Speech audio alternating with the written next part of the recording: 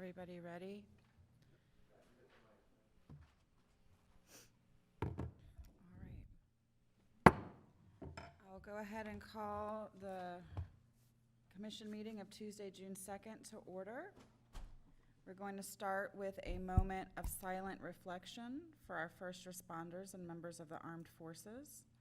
That will be followed by an invocation by Mr. Freddie Wolfert with the Progressive Civic League of Gifford, followed by the Pledge of Allegiance by Mr. Dylan Reingold, our county attorney. If everybody would please rise and join me in a moment of silent reflection.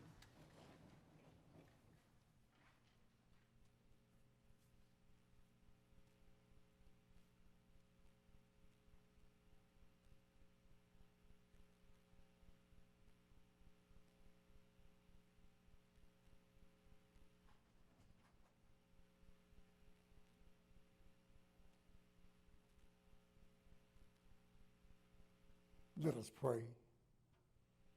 First of all, God, I want to thank you for life, health, and strength, for giving us the opportunity to serve your people. For you say in your word, how can you say you love me, whom you never seen, but hate your fellow man and woman who you see every day? You say the truth is not in us. So God, we're asking today that you give us a clean heart, that we can serve you with purity. We thank you, God, for being a never, ever changing God. You're the same today, yesterday, and forevermore. That I don't have to tell you about the conditions of the world, for you already know what they are. The dreadful situation we find ourselves in all around the world, with the coronavirus, the COVID-19 pandemic. Also, we are seeking guidance with those perils of time that brings about hatred and prejudices and other injustices. God, we thank you for the people, the men and women who serve us so diligently day in, day out, through our first responders, our medical professionals, our vendors, the bag boy, the cashier, the delivery, all those services that are so much needed. But most of all, we thank you for our leaders, those within this chamber and other chambers around the world. Let them be led by their heart, doing the right thing in their decision making, and we'll forever give you the honor, the praise, and the glory. In Jesus' name we pray. Amen. Amen.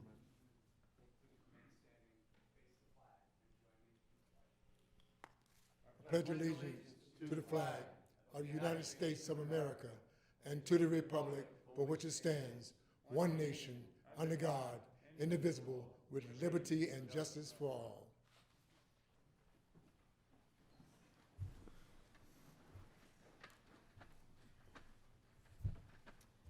All right. Next item on our agenda is any additions or deletions or emergency items. Any additions or deletions to the agenda? All right, I have a motion by Commissioner Flesher and a second by Commissioner Zork. All in favor? Aye. Opposed? Motion carries. And our next item is going to be proclamations and presentations.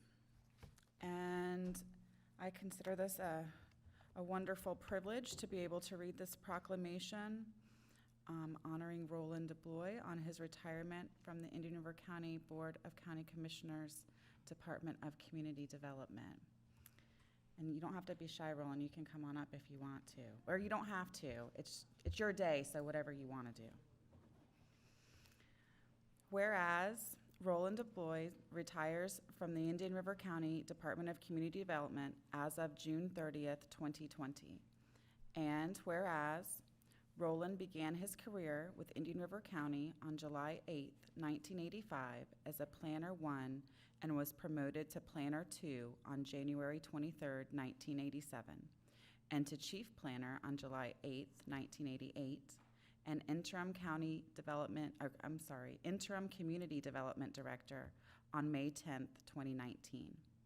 And whereas, as Environmental Planning and Code Enforcement Section Chief, Roland managed code enforcement operations throughout the county, reviewed development projects concerning environmentally sensitive areas and habitats, established a flood protection and mitigation program, worked to acquire and preserve environmentally sensitive and historically significant properties, and became the resident expert and point person for an endless variety of issues and topics in the county. And whereas, during the time of Roland's employment, the county's population has more than doubled, and Roland has been integral to the review, establishment, and implementation of land development regulations, codes, and standards that have enhanced the quality of life in Indian River County. And whereas, Roland has served this county and the public with his impartial judgment, fairness, and an eye for the good of the community, has shaped the appearance of the community through consistent application of the county's codes and standards, has calmly negotiated countless difficult situations by providing rational solutions, and sometimes even cracking a smile, and has earned the respect and admiration of his coworkers and community members alike. And whereas Roland's legacy is one of bettering the community, and his preservation efforts will benefit the county and its residents and visitors for years to come. Now therefore be it proclaimed by the Board of County Commissioners of Indian River County, Florida, that the board applauds Roland Boy's efforts on behalf of the county, and the board wishes to express their appreciation for the dedicated service he has given to Indian River County for the last 35 years. And be it further proclaimed that the Board of County Commissioners and staff extend heartfelt wishes for success in his future endeavors. Adopted the 2nd day of June 2020. And Roland, I just want to say congratulations to you. You know, my first introduction to Roland was during the LAC committee field trips that we used to have to take to all the environmentally sensitive lands to decide which ones to purchase. And there's never been an adventure quite like a LAC committee meeting off-site with Roland as the lead. So that was my first introduction, and it's just been better and better since then, and congratulations on your retirement. We are very lucky to have you in the county. Well, thank you very much. I'd just like to take this opportunity to say a few things. First, I want to say it's been an honor and a privilege to work for the citizens of Indian River County and for the County Commission. It's given me a chance to meet many good people over the years from the community. I've even met a couple of good attorneys and engineers, if you can believe that. And also, I'd like to thank the staff. I've been here for a while, and the staff's been spectacular, been great, working with all my colleagues from my department, from my staff, from the various departments.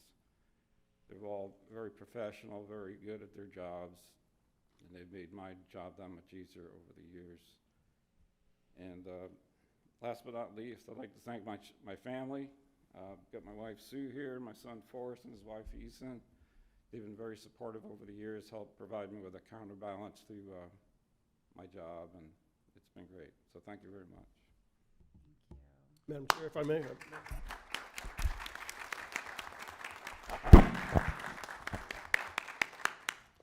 So, other than maybe the county administrator position, I think community development and in particular code enforcement is probably one of the toughest jobs here in the county, because a lot of times code cases put you right smack dab in the middle between two warring neighbors that have escalated to almost a war with each other, and they're using the code system to try to resolve their issues. And I know that's a terribly difficult position to be in, and every time I've been called by one of those warring neighbors and gone and talked to Roland, he's always had a calm demeanor. He has a rational approach to work these things out, and I think that probably has been so greatly unappreciated over the many years Roland served here, because that was such a delicate position.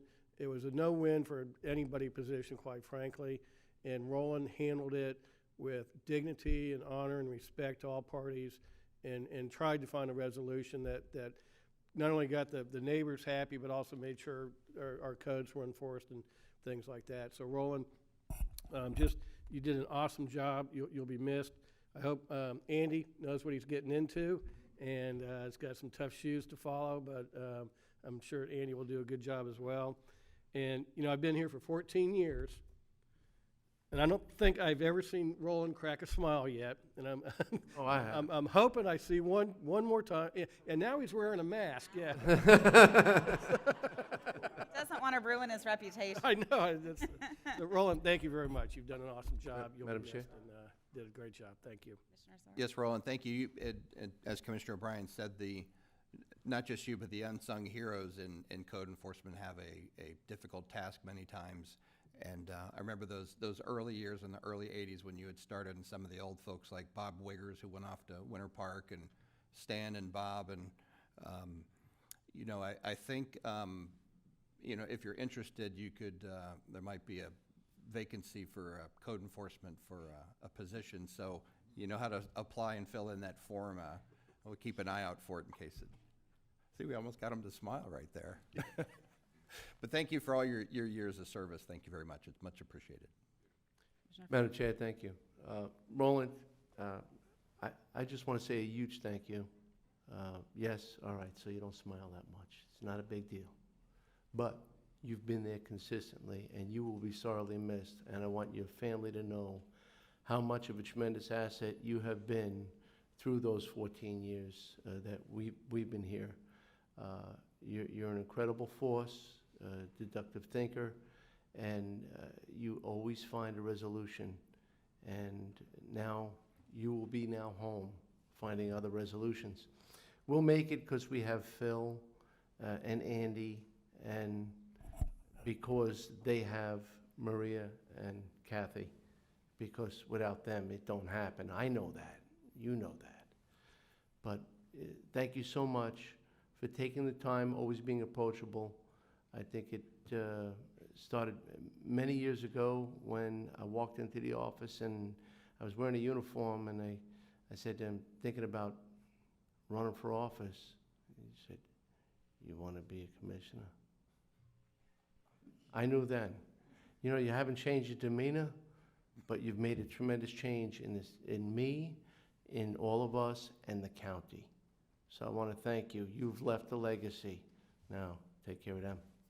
Thank you. Roland, I'd just like to say thank you very much for all your great work for the county. The county is the beneficiary of that work and will be for years to come. And I hope you just have a wonderful, happy retirement. Thank you. Jason? Thank you, Madam Chair. Yes, Roland, greatly appreciate your years of service. He, has had some tough roles, as Commissioner O'Brien mentioned, code enforcement with a calm demeanor, is really expert at that, and had some challenging roles, not the least of which starting last May 10th when he had to start working for me in that community development director role. But he is, and it said in the proclamation, resident expert.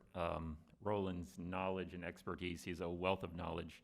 I kept saying to him over the last year, you've got to offload as much of that as you can to the folks who are still here. But we're probably going to be, Roland may change his phone number after he gets tired of us calling him with questions. One of the things that you saw a little bit of it here, his underappreciated sense of humor. He does have an excellent sense of humor. It's a dry sense of humor, and you got to look for it. But he has some good zingers out there, and he focuses on quality, not quantity, when it comes to humor. But I just want to say that all of his work on the environmental issues, the environmental lands, the historic properties. Indian River County is a better place to live because of Roland's time here. He has been a major difference maker in that. I think we are separated from a lot of other communities by our natural environment.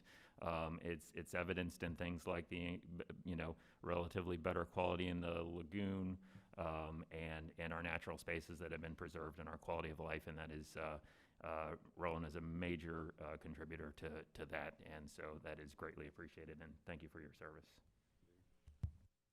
And thank you, Chair. I think everyone's hit all the key points. I just want to use my time and just say thank you. Roland, it was such a pleasure working with you.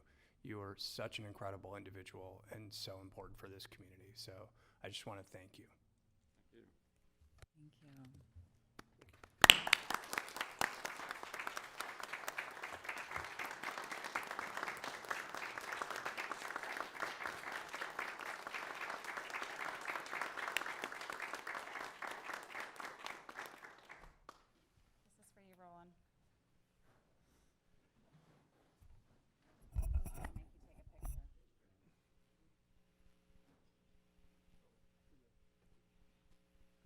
some of us get together here.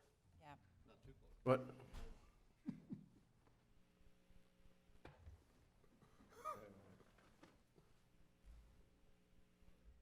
You can come closer.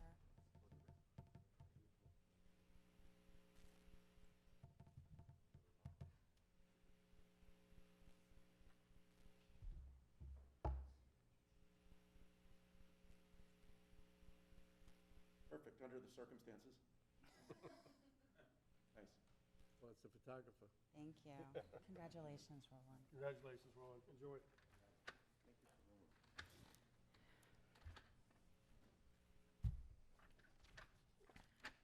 All right, so if it is okay with my fellow commissioners, since we do have some employees and other constitutional officers here, if we could move the medical and pharmacy benefits item to right before the county administrator's matters, I think that would be helpful in getting everybody's time efficiently used today. Get everybody back to what they need to do. Madam Chair, the only concern I have is I think there's a few of the doctors here for the county administrator's matter, so it'd kind of be tying up their time as well. I don't know how you want to handle that, but I think there's two competing groups here, kind of. Right, I would just prefer to have the employees be able to go back to work, Okay. if that's okay. All right, so the next item is approval of the regular minutes, the meeting minutes of January 21st, February 4th, February 11th. So moved. Second. A motion is second. All in favor? Aye. Opposed? Motion carries. There are two informational items that are listed there, and then we'll move on to the consent agenda. Does anybody need to pull anything from consent? Anybody from the public wishing to pull anything from consent? Madam Chair, move approval. Second. I have a motion by Commissioner Flesher with a second by Commissioner Zork. All in favor? Aye. Opposed? Motion carries. And with that, we'll move on to the medical and pharmacy benefits. Welcome, Suzanne. Human Resources Director. I'm here to discuss with you our annual renewal for our health insurance program. We had a lengthy agenda item. I hope you had the opportunity to glance through it. I would like to provide a little history, and if we could go to item number 3. And do you have a mouse that I could use, or is there, it's just you? Not that it's not important that it's just you. That's fine. All right, so on following board direction last year, we made a concerted effort to share information with our constituents and our employees related to our health program. So I sent a presentation out last week, and we held a Zoom meeting to kind of go over some of the issues and let our workforce know where we're at with our health program this year. Last year, we added a more affordable silver plan option. Everyone's familiar with that. Our enrollment in the silver plan and the gold plan breaks down where we have a little over 300 people total in the silver plan, and then the remainder are in the gold plan. That's out of about 1,600 members. We implemented some clinical advantage programs to improve our pharmacy performance. We made some co-payment changes, just some little tweaks, and we implemented a 2-year phase-in of a rate increase that you're familiar with. We went through a couple of meetings, and we had a lesser amount that we implemented for premiums and came back to look at phase 2 of what we're going to need to do. We were hoping that our plan performance would improve, but our plan performance is actually showing for both plans, the gold and the silver, that we're running at a shortfall, a funding shortfall of $677,000 through March 2020. Interestingly, when we break it down over a 12-month period, the shortfall is $1.5 million. The gold plan is where the primary utilization is, causing the shortfall. In the 6-month period, it's running 1.5 short in that plan. And the silver plan is performing solid.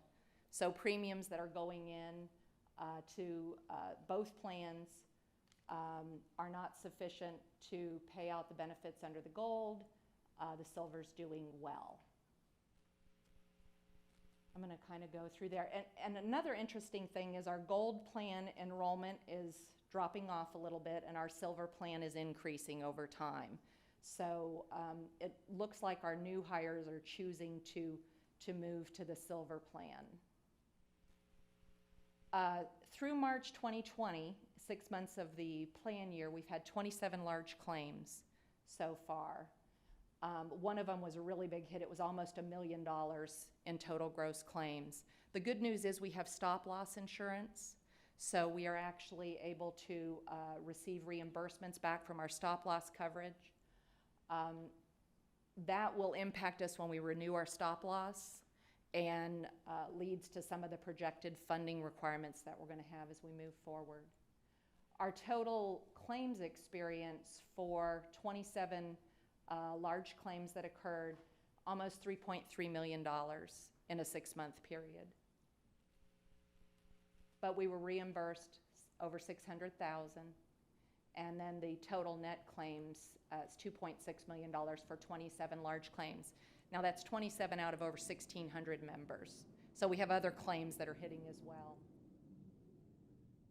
Last year we had a total of 49 large claims. So we're more than halfway there to exceed that. Our pharmacy is doing well based on our projections. We've actually implemented some programs, so our trend is going down, but still it's a good amount of money that's going. We've got $2.8 million in paid claims on the pharmacy side of things.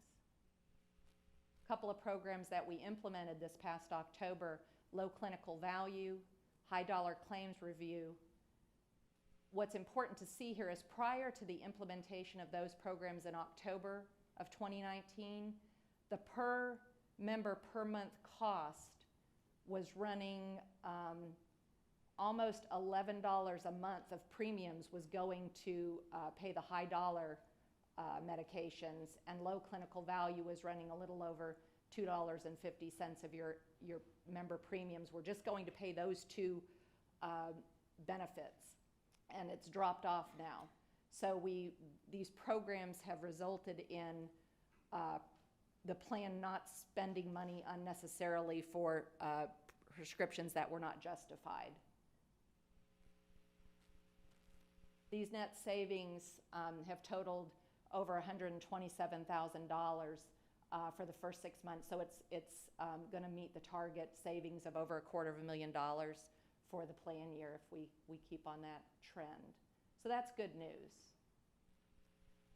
Interesting here is we've actually seen a reduction in high-cost utilizers over $50,000. We had one claim that's hitting the plan at over $100,000 for one medication in the 6-month period.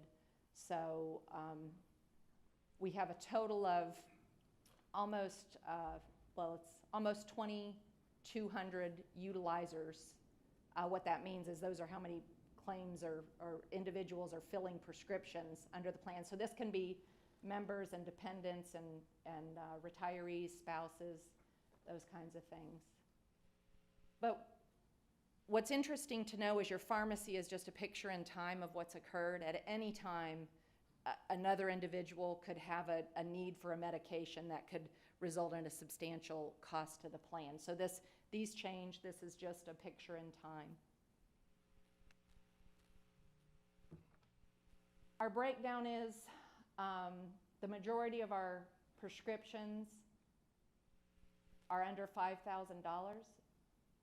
We've got 117 prescriptions that are running between $5,000 and $10,000, 74 that are running between $10,000 and $20,000, 30 that are running between $20,000 and $50,000 cost. 10 running between 50,000 and 75,000, 4 are over 75,000 but less than 100,000, and then 7 that are over $100,000. So you can see how just a few high-cost medications can really drive up the plan experience on a pharmacy benefit. This is another interesting thing, and this is good news. The majority of our prescriptions are generic. The cost of the generic medications is a little over $234,000 for 9,800 prescriptions. I've got 1,400 prescriptions on the plan that are costing $1.2 million. So you can see how that relationship, a very small component of brand medications, can be a huge cost. But our trend is good. We are trending down. Our specialty medication, which are very expensive medications, are actually less than the locked-in book of business, the national average being 47%, ours is 41.9%, and our generic dispensing rate is high. So this component of the health program is performing well, and we have measures in place to protect the plan from paying unnecessarily for high cost or low clinical value medications. We do receive 100% of rebates, which is very good. And like I pointed out earlier, only 12.5% of the total prescriptions are preferred brand and non-preferred brand, but they equate to 83.7% of the total RX spend. So we continue to have high-cost claimants. We are on track to exceed last year's performance. Our projected funding requirements are over $3 million. So to maintain the current benefit program as it is today, the actuary says you're going to need $3 million more to maintain. Our silver plan is performing well. The gold plan premiums are not sufficient to cover those plan expenses. Silver plan enrollment's increasing a little bit. Our stop loss experience, we're hitting that stop loss insurance, which it's good that we have it. However, that's going to result in a renewal that could be upwards of a 30% increase in your stop loss premiums. We don't have any solid data related to COVID. The claims that were reported are through March of 2020. Some plans are saying, you know, there's a slowdown in elective procedures, which that's good. If there is, there could be some savings there, but then what you don't know is how much of your plan is going towards paying for COVID-related expenses. How many of our members living throughout the United States, because we have members all over the place, that could have been hospitalized as a result of a COVID-related. So we don't know how the COVID situation is going to hit our plan. Our current premium contribution is a little over, it's almost $22 million, but the projected funding is we need $24.8 million to pay where we're at. That's $3,069,678 in additional funding. Now everyone knows funding comes from premiums. Premiums go in and they fund a benefit, and then we pay out the benefit based on those premiums. This is where it gets a little complicated. So what I'm going to ask you to do, Scott, is to go to the number 2 presentation. So I've simplified things a little bit to make it a little bit easier for us to work through. This is a picture of the funding that's needed. The agenda item talks about some options related to the plan. One of the options is we don't make any plan changes. We leave the plan exactly the way it is. No change in copays, no change in deductibles. And the funding is that $24.8 million that we need. Or we look at an option A plan change totaling $550,000. And this is really interesting because when we started looking at the funding and the $3 million and where does that need to come from, it needs to come from member contributions. No one likes that reality. So we thought, well, what type of plan changes can we do to mitigate premium increases? And we thought if we could get between $500,000 and $600,000, well, we started working with Lockton on what $500,000 or $600,000 of plan changes looks like, and I'll go over that a little bit later. But that particular one reduces our funding to a 24 $3 million funding. And then we looked at a moderated plan change to get about $213,000 in plan savings. That reduces our funding to $24.6 million. Not a big difference, but it's a little bit. The options that we presented under option 1, no plan changes. This option shows premium increases, basically implementing phase 2 of what we talked about last year, and the county actually funding a higher amount than the phase 2 that we talked about last year. The county administrator said, let's run the numbers that instead of increasing the premiums by $25 for single and $50 for family, let's increase the employer contribution up to $40 for single and $80 for family. So all of our proposals include increasing the employer contribution well above what we had discussed last year. The employee contribution would increase by $25 and $50 under both plans. However, this still results in $1 million short from where we need to be to pay out under our current benefit design. When we looked at this, not only are we $1 million short, but this was a hard thing. The silver plan increased the employee contribution when we know that a lot of folks, where money's tight, they've made the choice to go to the silver plan because they're trying to save on their monthly premiums and use those resources for other bills that have to be paid. So then we thought, what would the option look like if we left the silver plan alone from the employee premium, no increase there, continued the higher level increase for the employer portion on both plans, and made some plan changes. Now this is where we're looking at the $550,000 in plan changes. $550,000 in plan changes means you're going to be increasing your deductibles substantially. So you're going to be looking at a $1,500 deductible on the Premier Gold plan and a $3,000 family deductible. So that's single and family. And then the silver plan would increase to $2,500 and $5,000.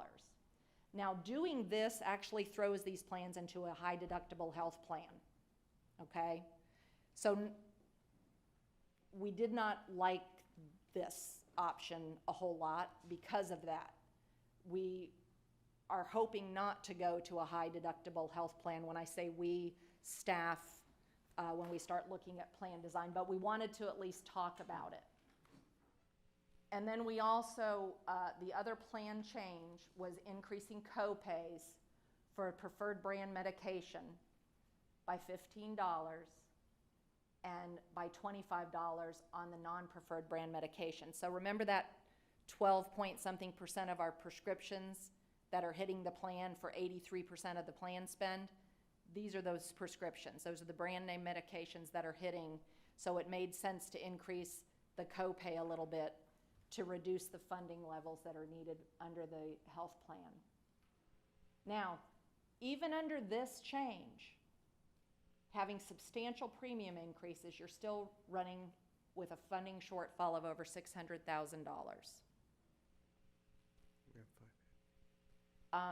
We had some very frank conversations, county administrator, budget director, related to plan design changes. There is no magic plan that's going to be out there that is going to solve this for us. The reality is we need more funding in order to fund our benefits. So then we looked at a moderated plan change, capturing $213,000 in savings. The deductible increase is now, would look at $600 for single on the gold, $1,200 for family. By the way, all of our out-of-pocket maximums would stay the same. So for individuals who are facing a catastrophic medical event, they're still capped at the maximum out-of-pocket expenses that we have today. The silver premium deductible would increase up to $1,000 in 2000. And then we'd also increase by $5 the office visit copay for primary care, specialist, urgent care, and convenient care. That's under both plans, as well as look at a copay increase on your medications. These changes would equate to $213,000. One thing that I didn't cover though, and I need to, is these programs don't touch the silver premium of employees. It leaves it at where it's at today, so there would be an option for individuals who did not want to pay increased premium to either stay where they're at if they're on the silver, or to reduce their premiums if they're currently on the gold and want to move to the silver. So because this one essentially leaves almost $1 million of funding shortfall, we then looked at option 3, which is we don't change the plan, but the premiums for the gold go up equal to what the employer's paying, the 40 and 80 on both the employee portion and the employer portion on the gold. Silver, no increase at all because that plan's doing well. It's an affordable place for the member to stay. And the employer would kick in the extra $40 and $80 on that plan. It's getting us in a little bit better. Now it's only a $759,000 shortfall. And then the other option, option 3B, is go ahead and implement the plan changes, the moderated plan changes of the $213,000.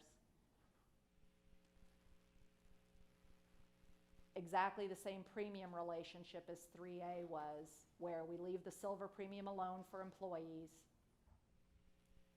Family coverage stays $207.50 for the silver, that's very affordable.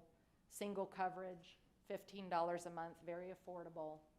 And then if you, for individuals who want to enroll in the gold, the premium relationship would go up $40 from where it is today, would be $125 a month for single coverage on the gold plan, $430 a month for family coverage on the gold plan, and the $213,000 in plan design changes.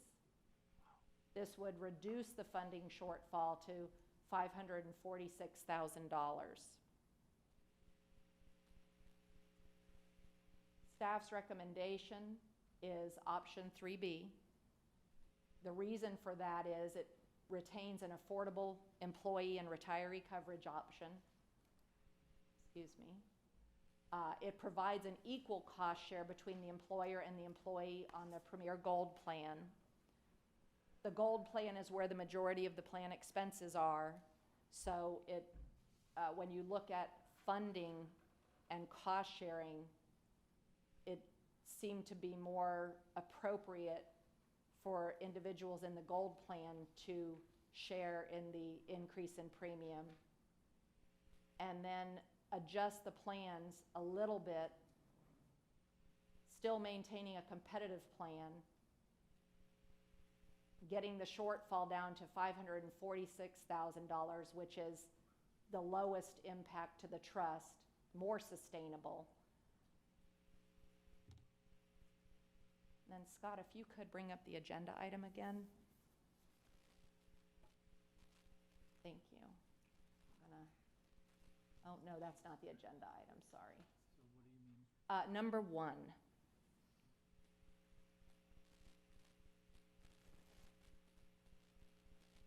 go back one more time. It's not that one, it's actually item number 1. That's 1A. Leave that one there because I'll need to get there. But if you go HR 1 agenda item, okay, great, and I'll just blaze on through that. Sure. Thank you. Sure. Thank you. Okay. There's a lot of information in the agenda item.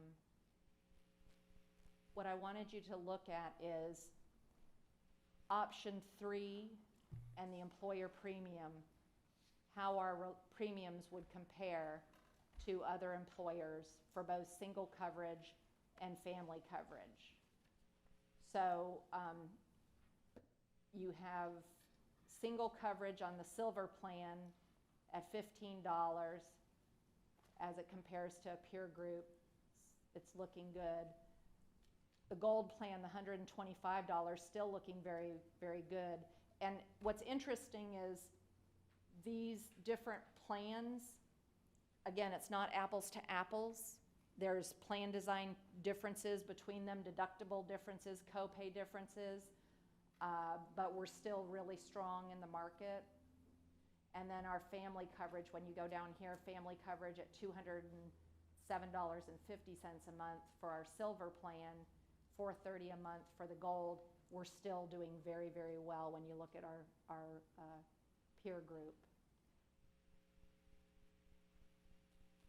So with that, I'll answer any questions that you might have. Thank you. Commissioners, questions for Suzanne? Madam Chair? Commissioner Fleischer? Yes, Suzanne, I just want to go back to some of the initial statements about there's been many changes in the pharmaceutical plan. Can you enumerate a little bit? There's been a lot of question, a lot of calls, and a lot of difficulty since this was initiated. So we had 3 programs last year that were implemented. One was a manufacturer assistance coupon, and that program is used where someone who is on a high-cost medication and there's a program that the manufacturer has to assist with the payment of those high-cost medications. When the individual goes to fulfill that prescription, they are routed to Save on SP. They enroll them in a program, and then we grab that coupon and credit it to the plan, so it reduces the member cost where they have a 0 copay now for that medicine, and then the plan gets upwards of thousands of dollars of credit for that medication. The other one is the low clinical value. Those are medications that are on a list. They've been identified as being prescribed either for issues that aren't related to what the FDA has approved them for. And so there's a requirement for medical necessity to go through in order for you to get that medication. If medical necessity isn't able to be shown, then it's not covered. So that keeps the plan from paying for unnecessary medications. And then the other one is a high dollar claims review. And that one is one that I'm personally aware of, that we had a member in November who had an experience. It was just that circle, those experiences that people have where they called, they got the runaround, they couldn't get any resolution, they call me, and we get our RX benefits folks working on it, and they were able to resolve that issue. But high dollar claims is any medication that's over $1,000 a month automatically is flagged, so that someone actually looks at it to make sure that the documentation from the physician is there to support the medication, that there isn't a alternative medication, step therapy, different things that they need to go through. The individual that I'm aware of, in fact, I heard back from my RX benefits folks, they actually were able to work with a physician, get the medical authorization on file, and the prescription was filled. We also had an issue with a grace fill because last year we talked about, okay, and I think you were the one that had brought it up, when somebody goes, we don't want them waiting 3 or 4 days to get their medicine if it's needed, and so the instruction was make sure that we've got a grace fill that's in there. Well, there was a grace fill, but that grace fill had a $3,000 cap on it. This particular medication cost like $5,437. So I said, okay, I need you to modify our plan so that the grace fill is regardless of what the cost is for that first month, to allow time to get the medical documentation from the physician so that there's no holdup there. So that's where we're at today. In your explanation, you probably hit at least 3 of the employee concerns, but it's great. I don't know if it's improved at all. It's been a tremendous challenge. I know we have docs in the house, not putting them on a position, but they prescribe a medication, and somebody in Iowa is challenging the dispensing of this prescription. And maybe so, it's up to that $1,000 mark. But it's very frustrating for the employee, the patients, and sometimes it's taking 2 weeks before you can actually get the medication. The good doc thinks that you're getting the medication tonight, because that's how Well, fast under our it plan, they customarily should is. get the medication as appropriate, as long as it's falls under that grace fill for the high dollar claims review. We've modified the plan as of November of last year to make sure that people can get their initial grace fill, but then they do still need to have the physician send in the medical authorization. And I trust the employees and the families are appreciative that many things to expedite this with our particular firm has happened. And it's at the national level too, because there's medical boards that are, if something's not coded, it's not coded, and it's just not going anywhere. But the insurance companies and cost-saving measures also are applying those medical codes and limiting, and it's going back to the physicians, and then the employee has to call, and then So we have a it's a couple of- painful cycle. We have a couple of tools that we put in place and that we encourage people to reach out and utilize. We have our health advocacy benefit. That is a phone number that you can call and actually get someone to help you work through those issues. And then the other issue is we also have an HR staff that once we are aware, we will work to help the employee navigate through the issues. And as far as I know, we don't have unresolved issues. But yes, there are some frustrations out there. I wish they didn't exist. They do exist.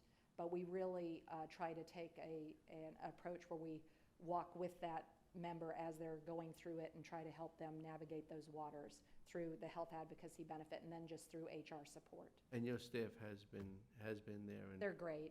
very willing to assist, but there are limitations because of this pharmaceutical It's, control mechanism. yeah, yeah. And it's unfortunate. We're not talking about something people shouldn't have or is a high risk or maybe didn't hit that $1,000 threshold. We're talking about, high-end wheat germ, something that really, or pharmaceutical grade vitamin E, something that's not really all that costly. But it wasn't coded right, so you're not getting it. Thank you. You're welcome. Commissioner Solari. Thank you very much, Madam Chair. While we're on that idea of this sort of grace fill, but more importantly, the health advocate, I wonder, and I just don't know, how much our employees know about the health advocate. And I also know that sometimes especially when you're sick and you're having a stumble, you hesitate before reaching out and bothering somebody else. But it's also clear that the medical business is getting more and more complicated, as well as more and more expensive, which is why we're here today. And again, when someone needs the benefits of a good health program the most, they're in the worst shape to try to take advantage of it. So I'm now at the age where I unfortunately visit the health services more often, so I have practical knowledge of how bizarre, absolutely bizarre it can be. Unfortunately, a lot of health organizations are more focused on the procedures and paperwork than they are on actual health care. So that preamble said, I would like us to do all we could to both advertise the health advocate and try to get the health advocates to develop a program to educate the users, the customers ahead of time. Because quite clearly, the customer service of not only the medical area, but a lot of big businesses is much worse than it used to be. And navigating them is much more difficult. And for something as essential as this, I think we need to be able and willing and proactively helping and developing as much a information program and assistance as possible. So that's something as we go into, especially the next budget, and as we do this, I would certainly like to see strengthened to whatever reasonable degree possible. Because again, I think this is only going to be more troublesome, and it probably causes its own health problems. So with that said, thank you, Madam Chair. Thank you. Other questions for, Madam Chair. other questions for Suzanne? No, seeing none. At this time, I know there's several people from the public and some of the constitutionals that might want to speak. Does anybody from the public wish to speak on this item? No? Yes? Welcome. Don't be shy.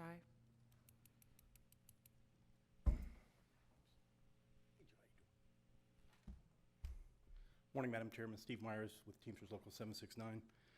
Just a few brief comments I want to make. And as you know, Madam Chair, and I'm sure the rest of the staff has already told you, this health plan is in no different shape than any other plan around the country or around the state. You guys are in the same boat. No, every employer I'm dealing with right now is going through the same exact problem. So double-digit increases. So what are you doing wrong? Nothing. Your claims are what they are. You're, for the most part, you're self-insured except for your reinsurance cost. So how do you control that?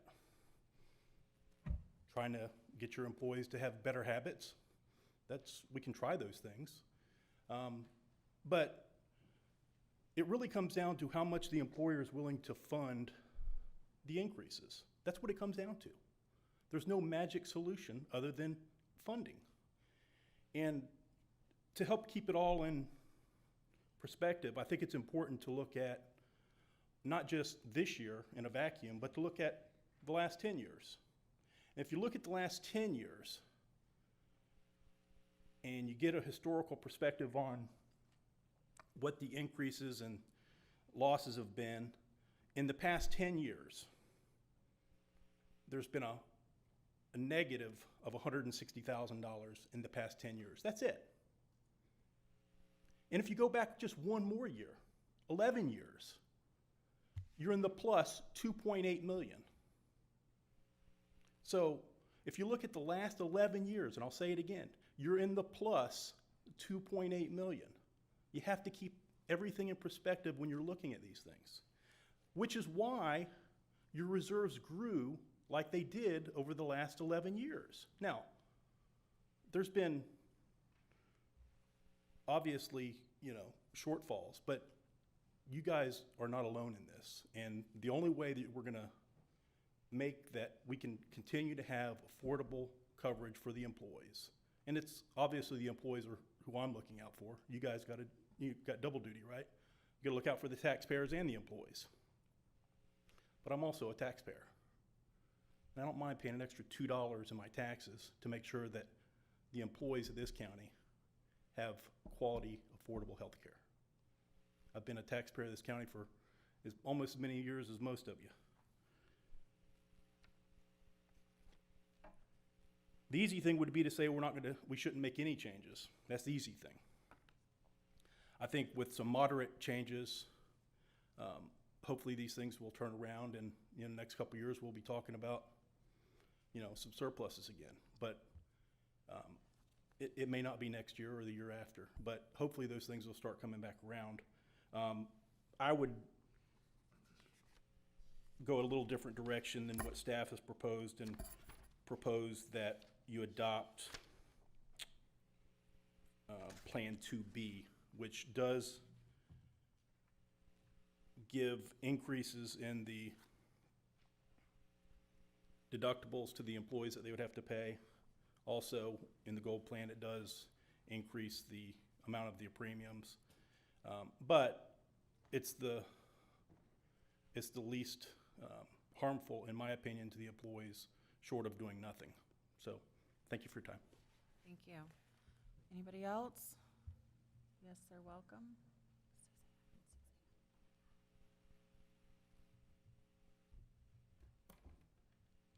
Good morning. John O'Connor, President, International Association of Firefighters here in Indian River County. Thanks for giving me the chance to speak today, and I'd like to cover a couple of things that my counterpart didn't. We saw the comparisons from staff about all the costs, and what the healthcare costs are, but what we're not talking about currently is what the salaries are. The salaries are where we're losing employees to are significantly higher. The work weeks are reduced. Currently, we have 15 vacancies right now. And the raise that we just got is just going to be completely evaporated by the ever-growing cost in health insurance. I made a few phone calls last night to our counterpart south of us. Martin County has a clinic. St. Lucie County has a clinic. Palm Beach County has a clinic. Okeechobee even has a clinic. Martin County has no copays and no fees for medications. St. Lucie, no fees for medications. Palm Beach, medications are free.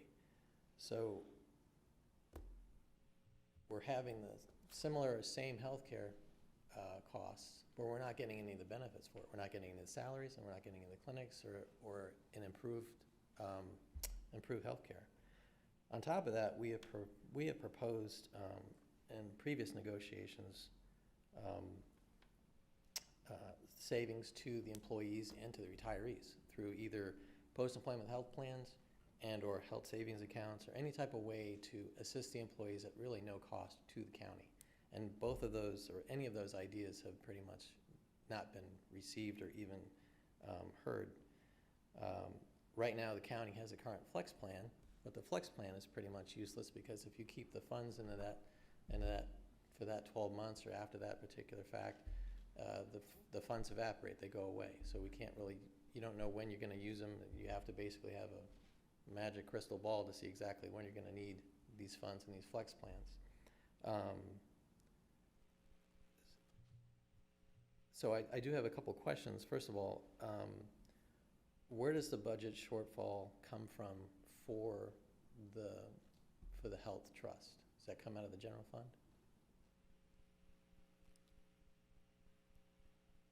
So are you talking about the projected one, or the one for the current year, or for next year? So how is the trust typically funded overall from the county side? Okay, so the county has an employee health insurance trust fund. It receives premiums that the employer pays, that the county pays, which Suzanne detailed. Also, the premiums that the employees pay. We also receive premiums from our retirees on the plan. We also have, and I see the sheriff in the back of the room there, an OPEB trust that helps offset some of those extra costs for our retirees, so there's a contribution from there. If there is a shortfall in a year, we basically use reserves of the fund. Reserves of the fund, okay. But the county's contribution, where does that typically come from? So because right now in this particular, the county's going to kick in their half, the employees are going to kick in their half. Where does that part come from? So it's where the employees are housed. So we've got employees all funded from different places. For like fire rescue, we've got the emergency services district. The county premium from that comes from the emergency services district. We have folks like the sheriff's office, general county employees like the parks department, that comes from the general fund. We have utility employees, they come from the utility fund. Wherever those employees are funded from, the health insurance, just like the same place their salaries are funded, that same source is used for the health insurance. Okay.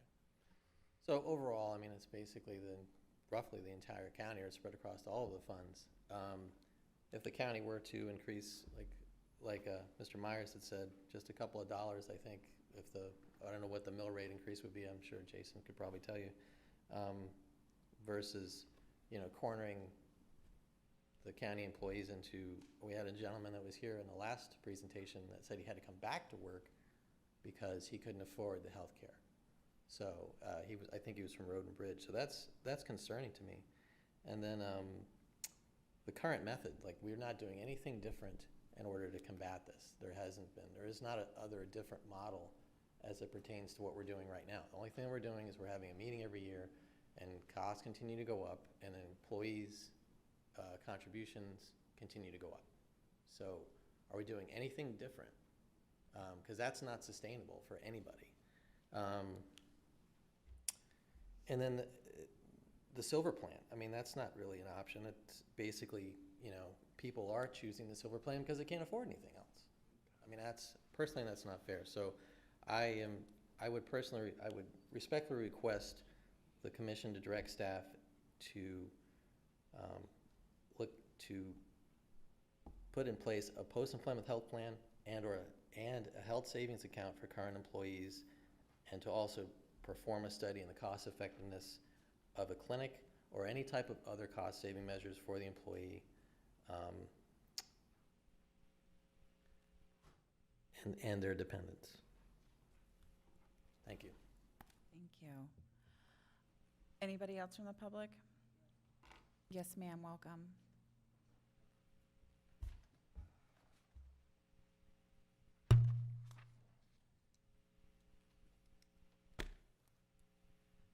Good morning, Commissioners. My name is Catherine Gibson. I'm Indian River County Sheriff's Office. After reviewing the proposal's recommendations completed by Ms. Broyle, I have some very large concerns. My concerns are for the employees' financial well-being. When I first learned about this last week, I had to wait to see the actual proposal in writing. After doing the numbers, it became clear to me that if Ms. Broyle's preferred recommendation, which I believe is 3B, goes into effect, there will be a huge financial burden placed on the employees. Not knowing what our raises are for this coming fiscal year, I had to figure it out on past practices. I figured out my potential raise after taxes and the new higher premiums of $80 a month, that I would end up with approximately $100 raise per month. That $100 would also have to go to the higher premiums that are being paid at the grocery store, all the costs of living. So by the time that any potential prescription costs that are also going up would be figured out, I would actually be in the negative. It was my understanding last year that our premiums would only go up to $50. I was all for that. I understood it needed to go up. Now, under the new plans, exceed that and include higher deductibles, co-pays, and prescription prices. I am wondering if Ms. Boyle is comparing apples to apples, and I know she said in her speech that it's not apples to apples, it is apples to oranges. Because in my comparison, which is our closest counterpart, which is Martin County, I had their benefit package emailed to me, their whole entire package. So in Ms. Boyle's actual plan or recommendation, it says that Martin County is paying $329 for a family plan, which is what I'm on, the Gold Family Plan, per month. According to their package that I was emailed last night, their higher tier, which would be like our Gold plan, for a family plan would be $362.56. We are currently paying $350. However, that plan comes with 0 deductibles, 20% coinsurance, which is what we have right now, and a $30 and $60 copay for your general and your specialty. They also have clinics, and they also offer a new thing called telehealth services, free of charge. They also have higher pay plan there. One of the deputies who left us last year is in his first year there. He is projected to make $58,000 a year. I am standing here at 14 years with Indian River County making $54,000 and change. I believe it is going to be, they have higher pay plan there. I believe if it is going to be compared, the entire plan and their pay scales should be compared. not just the premiums. Recently, my daughter broke her finger, which required an outpatient surgery in February 2020. From the initial visit at the walk-in clinic to the surgery and the physical therapy that was required afterwards, I paid approximately $1,200 out of pocket. That was one of my paychecks. I look and there is reason that there is 81.6% enrolled in the Gold Plan, in my opinion. That is because most people would rather pay a higher premium per month and less out of pocket should the need arise. I'm one of them. I feel that Ms. Boyle is attempting to push everyone to the Silver Plan, but I'm wondering how many would stay on the Silver Plan once they are faced with the cost out of pocket should the need arise, because I don't think they understand what they're about to pay. Most people that are working for Indian River County cannot afford a large out-of-pocket expense. We currently have approximately 17 openings in the Indian River County Sheriff's Office for law enforcement deputies. At the Sheriff's Office, we are having a difficult time recruiting and retaining deputies because they can leave and go to an agency just 2 counties away, and they can get higher pay and a better benefit package. As a law enforcement officer with 22 years' experience, this agency and this community cannot afford to continue to lose experienced officers to other agencies with higher pay and better benefit packages. Thank you. Thank you. Anybody else? Welcome. Commissioner Joe Ehrman, 4375 9th Lane, and a retiree from Indian River County.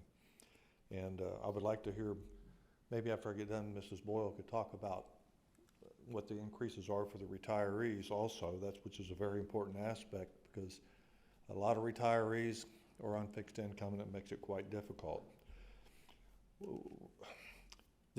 I know this is a very difficult matter and you're not getting any help from Washington, D.C., and it's all about what Mr. Myers said in his speech, is about how much are you willing to fund? What are you willing to do? The employees are the backbone of this county. They make all of us look good. They made me look good when I was a captain at the fire department. They make all the commissioners look good. We have to do better.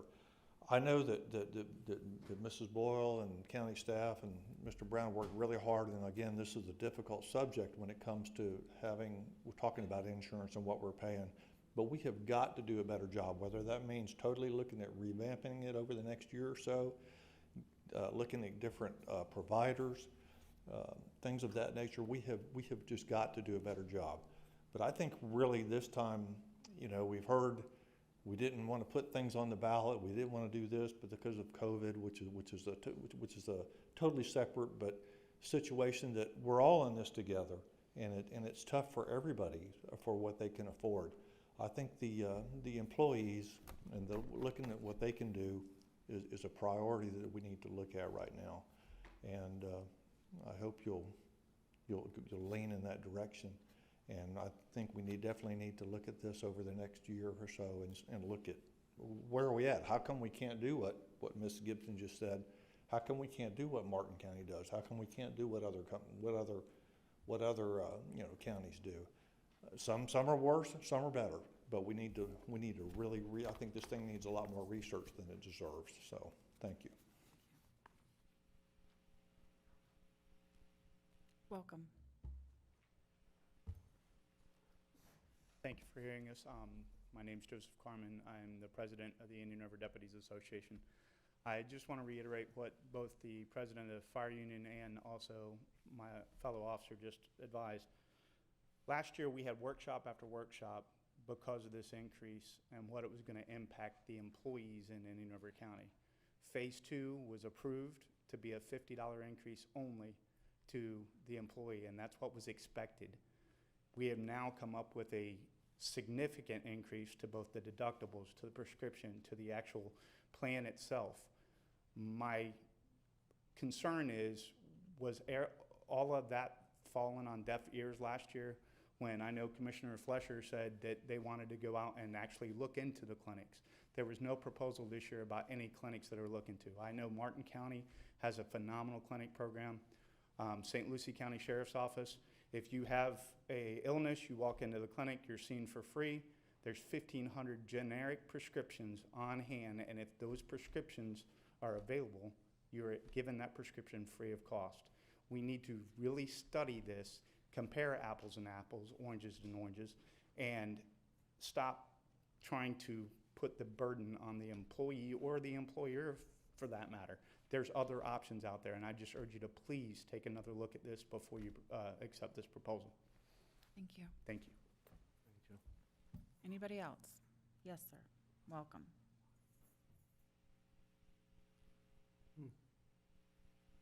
Morning, Chairman, Adams, Commissioners, staff.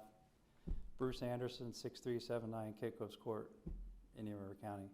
I'm a retiree as well.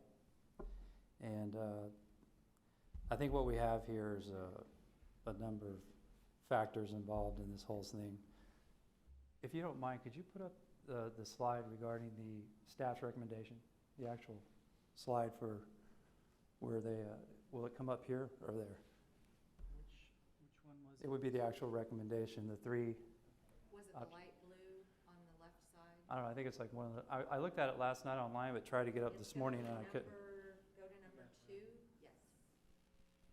Well, if it was last night, then it's gonna be in the agenda item. Yeah, that's the one I looked at, the agenda backup agenda item. One. So it'd be like one of the last few pages that you made the recommendation. While he's doing that though, folks, number one, I don't envy your job here. This is a timing issue. It's a funding issue. It's a cost issue. Nobody can control that. And it's even a little bit political as well. The reality here is that I think what's going on right now is that we can't control where this is headed, kind of like this virus thing. You know, we're in a whole new realm here with what's going on. I mean, just look around the room. The bottom line is that I think that we have to start thinking out of the box. We talked about this last year when we were here on this issue, and it was approved to split the increase over both years, right? You did it, the increase for last year and then phase into this year as well. Yes, to not do it all in the first year. Under your recommendation, I thought I read somewhere, can I move this or no? I thought I read here where it says, without the option of increasing funding, these are the other recommendations, I think is the way it was written. So it really comes down to funding, kind of like what a few other people said. Wage comparisons in the area and stuff, I'm not even gonna go there. We all know the answer to that. We're one of the lowest paid in the area, period. Indian River employees are. Which we also have the lowest rate, one of the lowest rates in taxes in the area, which is something to be proud of, but at what cost? That's really what we gotta ask ourselves, commissioners. I mean, we can't predict who's gonna have the next serious health issue. And I know that the reserves come from, I believe, Jason, you said that it comes from a combination of all the, the premiums between the employees, the county.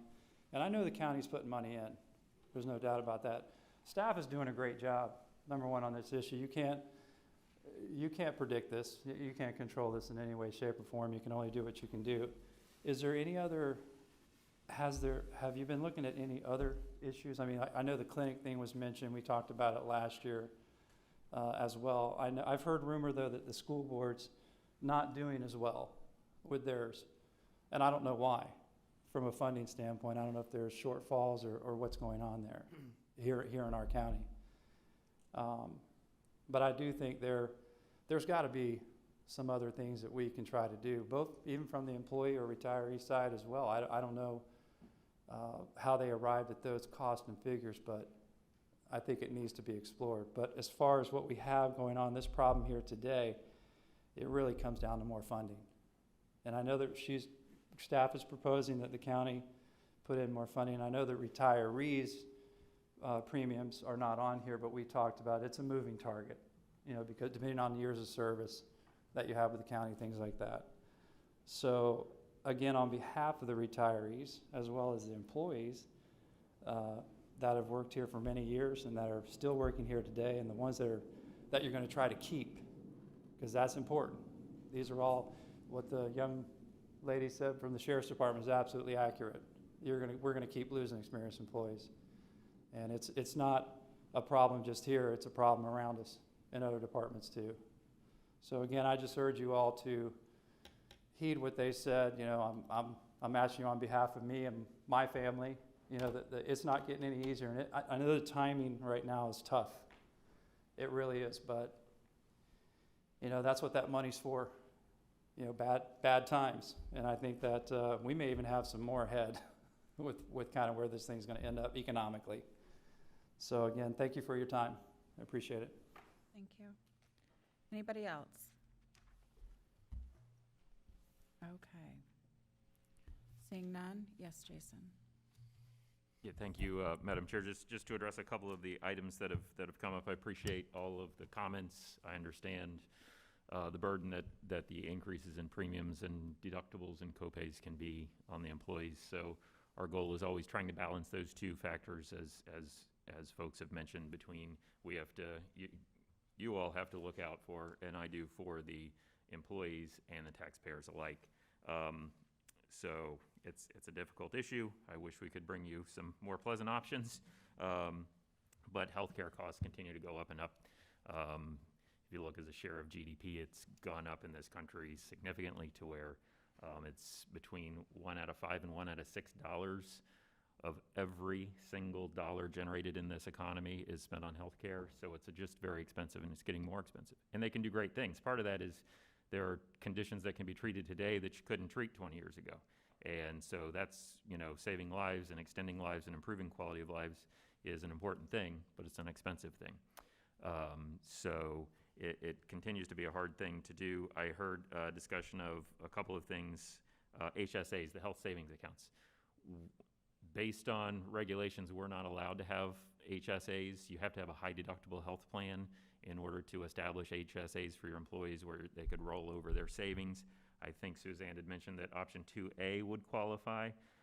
Staff has some real concerns about increasing those deductibles that high, but that of the options presented today is the only one where we could use a health savings account. We've talked about the post-employment health plans with the fire folks for a few years. Health clinic.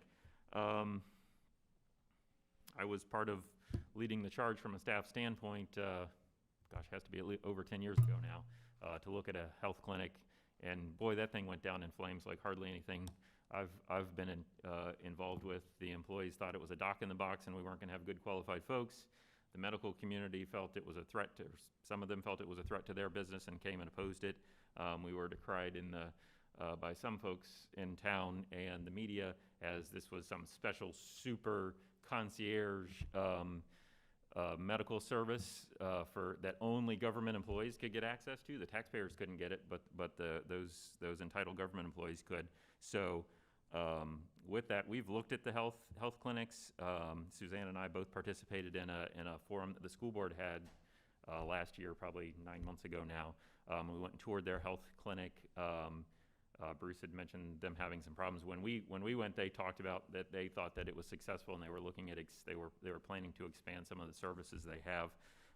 If the board wants to direct us to look at that, we don't think it's necessarily a cost savings. It is an option to provide for, there's the free medicines that have been mentioned, and you can have those free office visits for a PCP type visit. So if the board wants us to do that, we'll definitely look at that. Our recommendation is 3B. Previously I was not, going to maybe push as hard for that. However, I'll say, back to that balancing the employees, the interests of the employees versus the taxpayers. We got the preliminary tax roll yesterday, which is up 4.2%. So that could bring us some extra dollars at no increase in the tax rate. That would offset our losses, because as we've talked to you about, we're estimating a little under $6 million loss for the remainder of the current year through September. We're still working on our projections for next fiscal year, but it's going to be multiple millions of dollars that we'll lose in some of our sales tax, gas tax, tourist tax, those types of things. And an increase in the tax roll would balance that out. We've been working to develop a budget that's a slight decrease in county departments, so that we can avoid putting additional burden on the taxpayer. I will say that the property appraiser also put out a press release yesterday. He's calling for the legislature to roll back the tax roll to 2019 because of the difficulty in assessing the values. As you all know, but maybe the general public doesn't know, the tax roll has to be set based on at January 1 and on sales prior to January 1. So they can't use transactions post-coronavirus, I think is the point. And so there's concerns about trying to do that. So there's a push for 2019, doing the 2019 tax roll. That will make our budget, our job of balancing the budget that much more difficult. If we do have to do that, I have to rethink whether we can afford the $40 and $80 increase from the county, because that's a $1.3 million increase. And if we're going to be looking at significant decreases, we're going to have to make some harder choices. I will just read a little bit from the press release here. It says, since it was the government who ordered businesses to close their doors, since unemployment has shot up to double digits and continues to rise, since we will not know the true effect of the pandemic will have on property values until 2021, since no government employee has missed a paycheck, lost retirement or health care coverage and still has a job, one suggestion is that we leave the valuations at 2019 levels through the end of 2020. So that is a thought that's out there that we have to consider in making all of these decisions. We're going to have a discussion later on the development of our budget for next year. So I would just caution that when you're making your final decision, you're mindful that even with option 3B, we're projecting a $500,000 loss, and that's predicated upon something that we may have to revisit based on what happens if we're going back to 2019. Values, we're going to have less money to work with. I'm going to have to go talk to the sheriff because we've got a $2.5 million increase requested from the sheriff, and if we're going to be dealing with less dollars, we're going to have to make some much harder choices in next year's budget. So there's a lot of uncertainty out there. So for that reason, I reaffirm my recommendation for option 3B. Thank you. Thank you.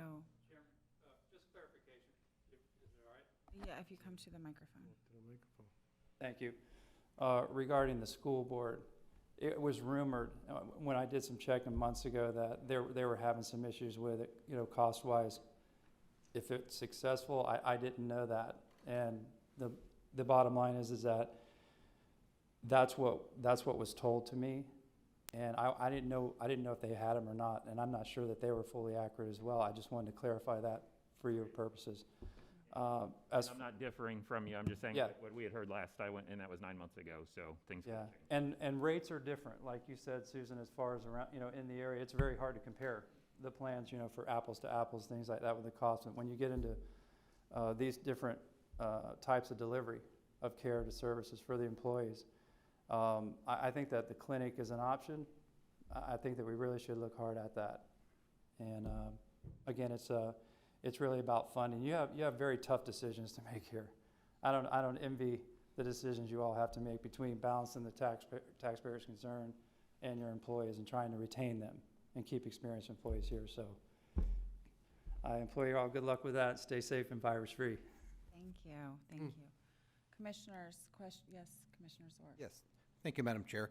A couple of questions. There were some references to Martin County's clinic costs, and do we know, is Martin County subsidize any of their clinic costs through general funds that's not paid for out of premium dollars, or would they be required to pay all clinic costs?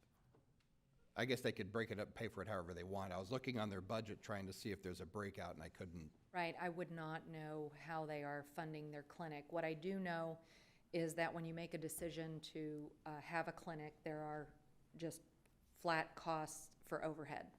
You're basically taking on staffing with medical professionals, office staff that are trained. A lot of times you'll contract with a company who is in business to provide clinic staff to various employers, so they will have their profit margin as well. The overhead, keeping pharmacy supplies, securing that place, you know, the real estate to put it, where are you gonna put it?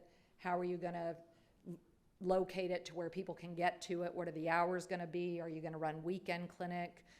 So it's a huge undertaking and a rather large expense. Now, what you can hope for, and I use the word hope for, is that the delivery of services through your clinic is a lower cost than what the delivery of services through your other means of getting your health care, urgent care clinics, walk-in clinics, PCPs, specialists. So you look at, okay, what services are we going to provide at this clinic? What is the overhead cost? How many people need to be seen by this clinic in order to truly result in a savings to what you would have paid for over here? You're just kind of diverting care to over here. The challenge is, when you look at the diversity of your enrollees and where people live throughout the state, a lot of people in emergency services don't live in our community. A lot of our retirees don't live in our community.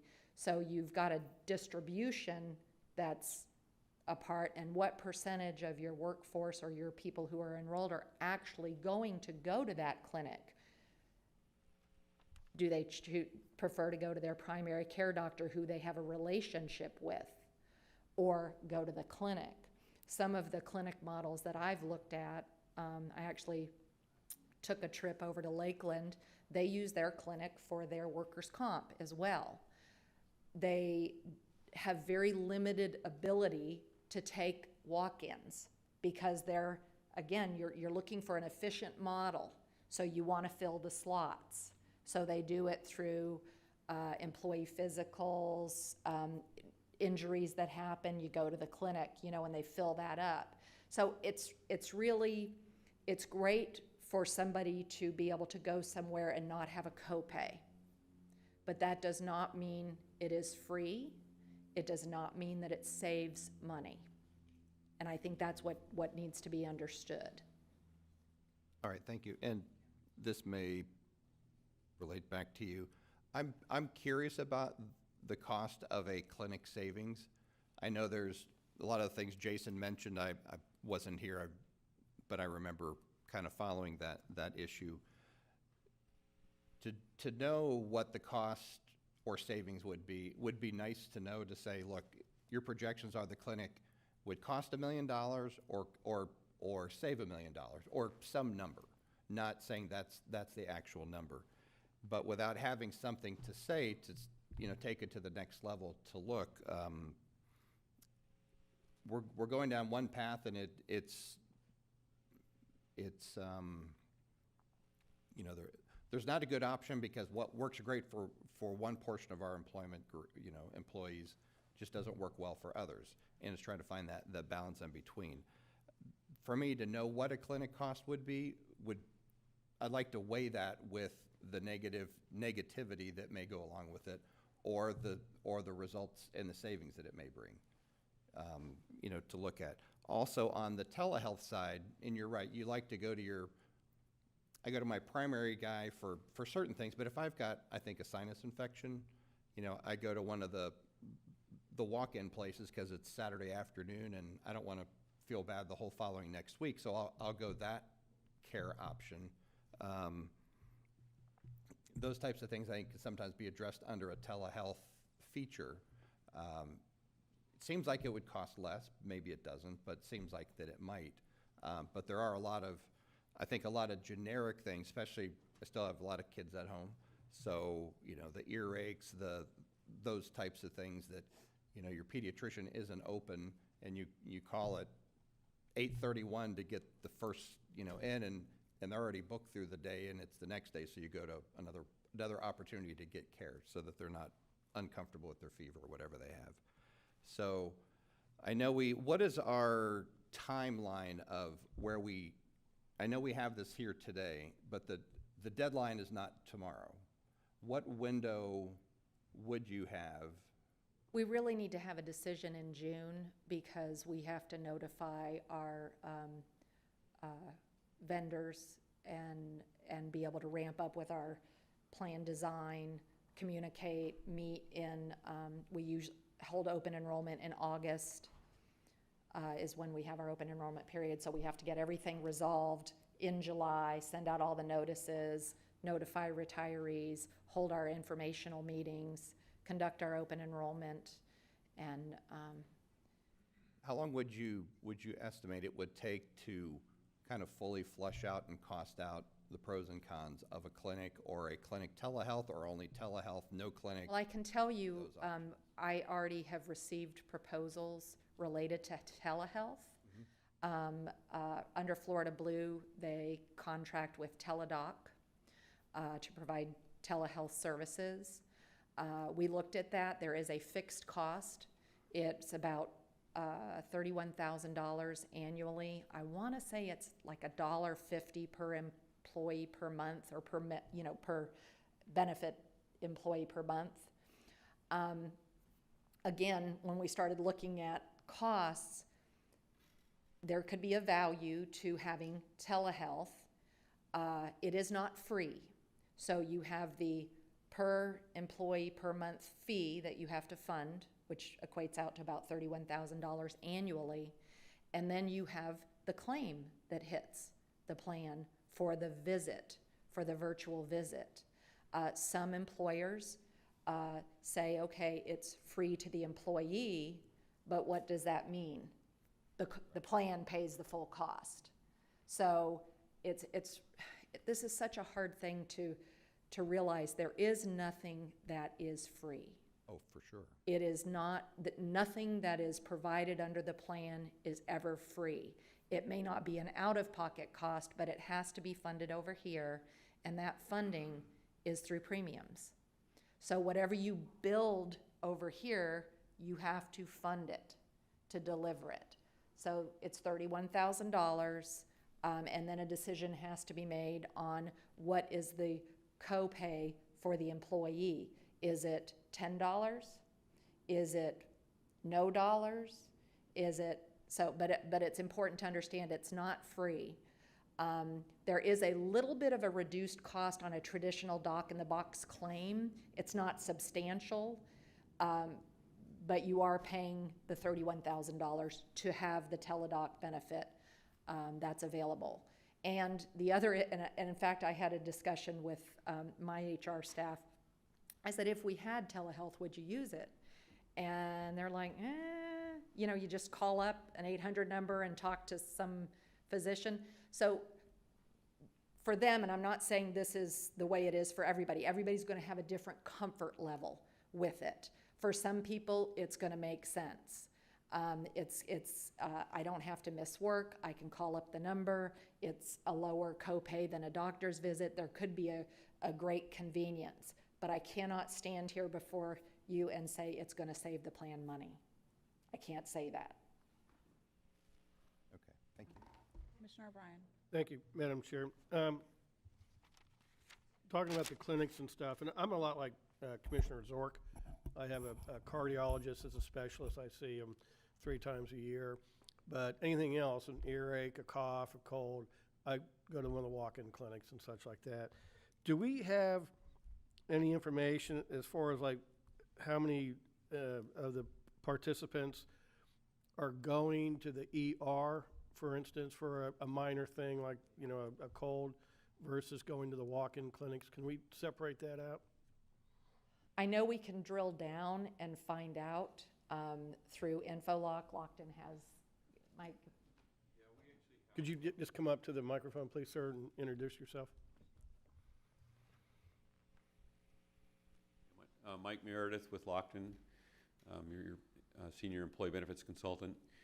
We actually have a data warehouse. We take the claims information from your plan and we load it in that data warehouse. And one of the things, we can run hundreds of different reports, but one of the things we look at is individuals who go to the emergency room where that could have been treated in a walk-in clinic or other environment, and then we look at those that were actually admitted. so we can actually, tell,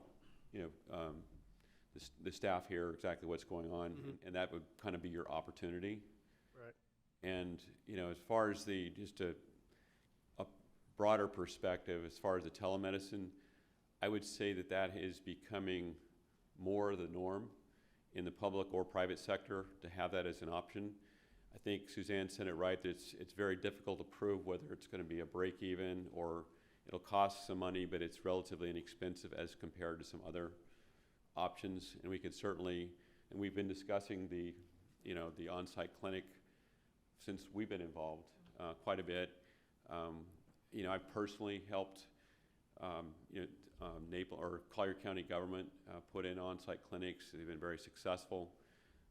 Same thing with City of Plantation, but I've also walked into situations where they put in on-site clinics and they've been underfunded or they weren't prepared to properly, get the proper utilization that you would need to break even or actually have it be a benefit, and as well as kind of a cost neutral.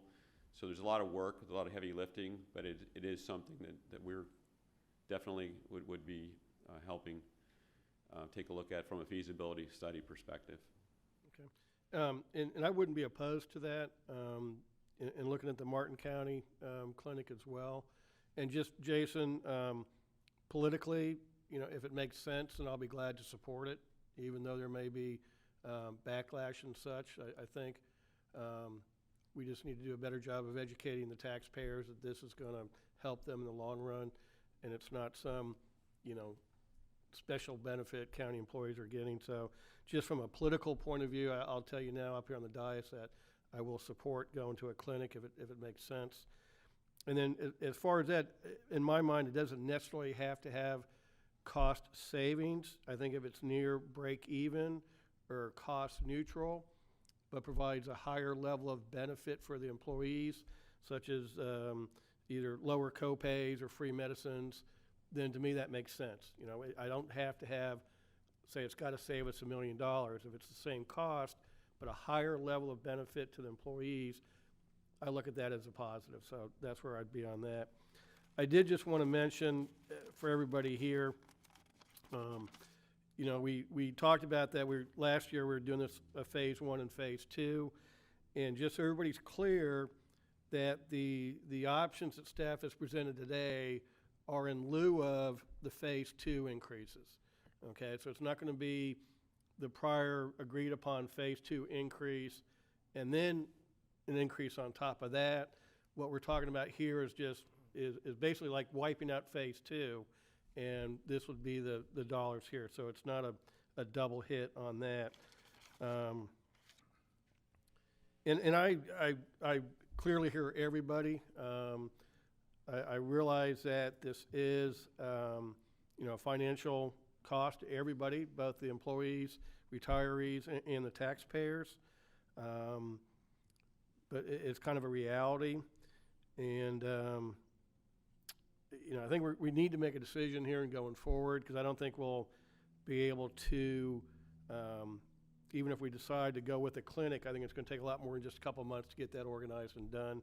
That would probably be a year from now implementation, probably if we can even move it that fast. So, but I do hear everybody. I'm not oblivious to your concerns and your financial situation.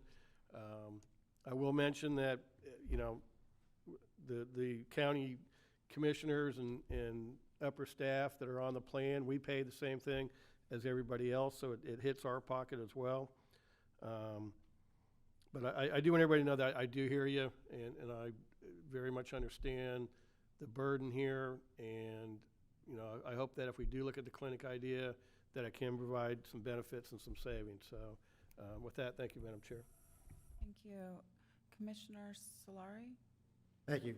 First off, as soon as I'm done speaking, I'm really hoping you'll call a 5-minute break. Oh. Second, Like a medical issue. it's close to medical for me, so I'll take it one way or the other. I'd like to begin by saying, quoting one of the speakers, employees are the backbone of our county, and I think that every commissioner here knows that and realizes that. And the speakers today were in a very I think, emotional and real issue, incredibly restrained and polite. And I want to thank everybody for that. It doesn't always happen that way. Next thing, I want to ask Jason one question. Of that $25 million that basically the backup says that the whole plan is costing, do you have a rough estimate of the employee share and employer share? So of the 24 million, the employee share is about 5.5 million of that. And that means about 18.5 million. It's about 18 million in county taxpayer funding and 5 million in employee, probably 5.5 million in employee funding. Okay, so both parties have real money in it. And one of the unfortunate realities is that taxpayers are paying for not only themselves, generally the taxpayer, but also Medicaid recipients often, and the employees. So there is a big burden. But that is not altogether relevant to things. I am not sure, and I don't know if there's an answer to it, if we have some estimate of, with the change in the deductibles and the change in copays and the additional costs to, say, the gold plan, if that would be more than the $50 we talked about for phase 2 or less than what we talked about, the cost of phase 2. And that is unclear to me, and I was wondering if anybody had any. Can you pull up the agenda item?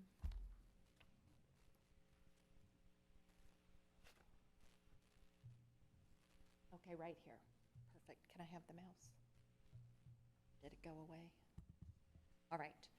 So if we have no plan design changes, we need an extra $3,069,678 to fund the current benefits today.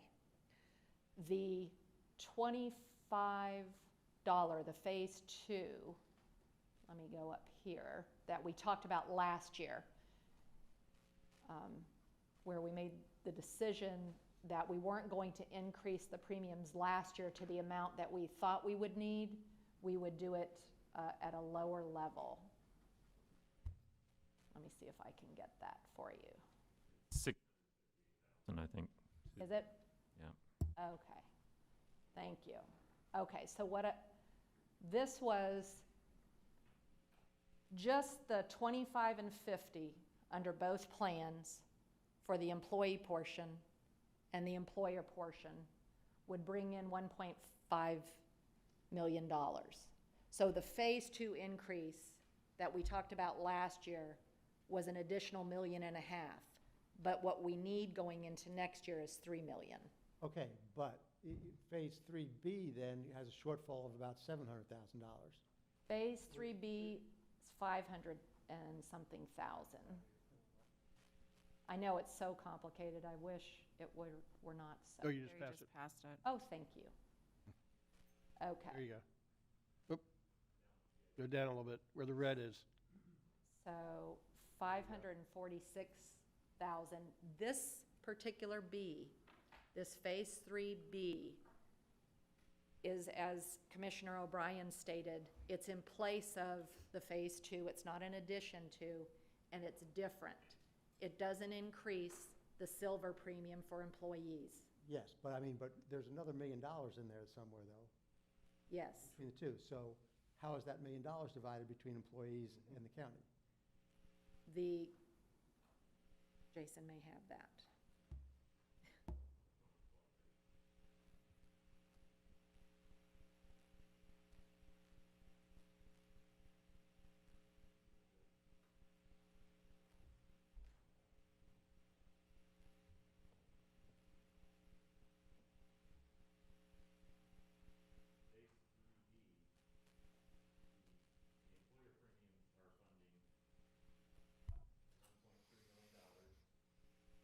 Right here. And the employee premiums are going up $1 million. Yeah, there it is. And then the claim changes is $213,000. Okay, so, You get $2.5 million basically. yes. I'm So, maybe think, but I'm still not getting. so employer contribution would go up almost $3 million. The employee oh my. What, just, oh, okay, that's good.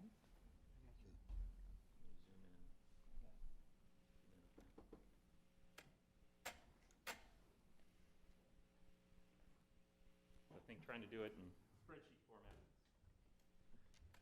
Okay, so on the bottom right corner, option 3B, employee contributions would go up just over $1 million. Employer contributions would go up almost 1.3 million. On employee, because I'll get too lost too fast. Okay, Okay, so under 3B, employee contribution would go up by $1 million Yes. over this past year. How much would the employee's contribution have gone up in total under the phase 2 that we discussed last year? That's option 1. that would be,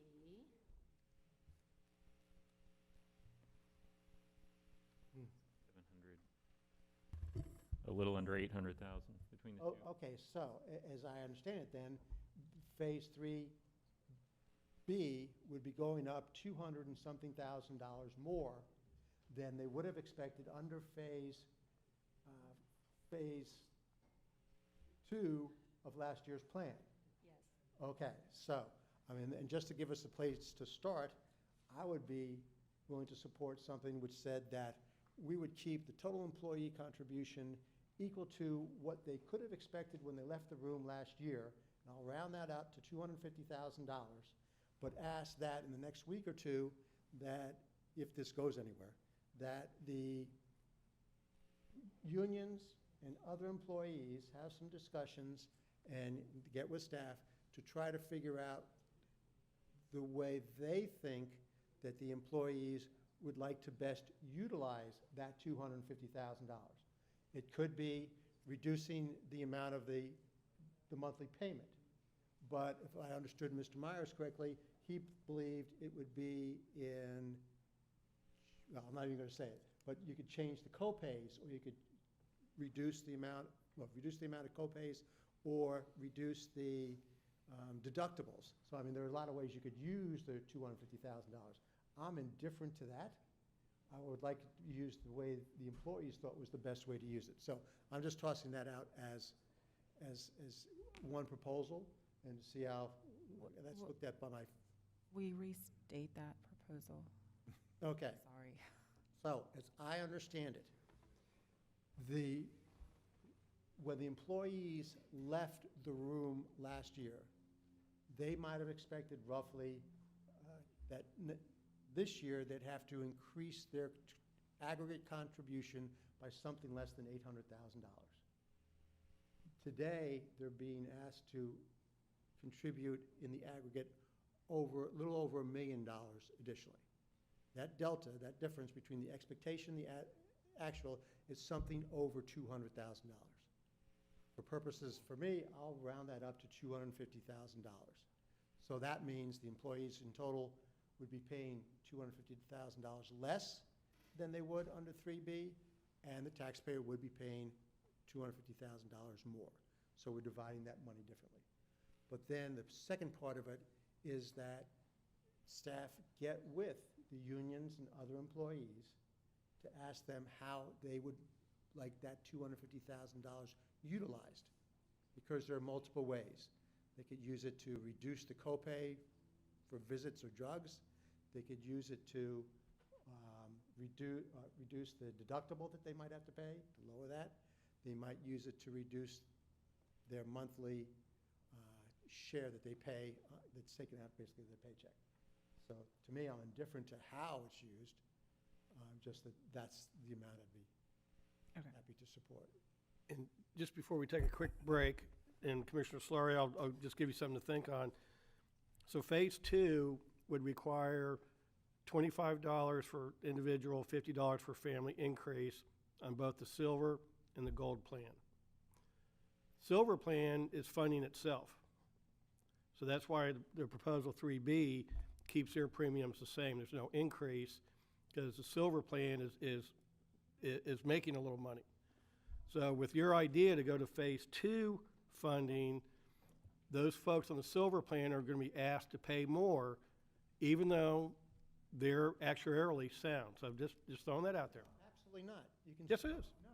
You can go with 3B, and if, based on And what they zero. said, the 3B right now leaves Would be- a, a deficiency.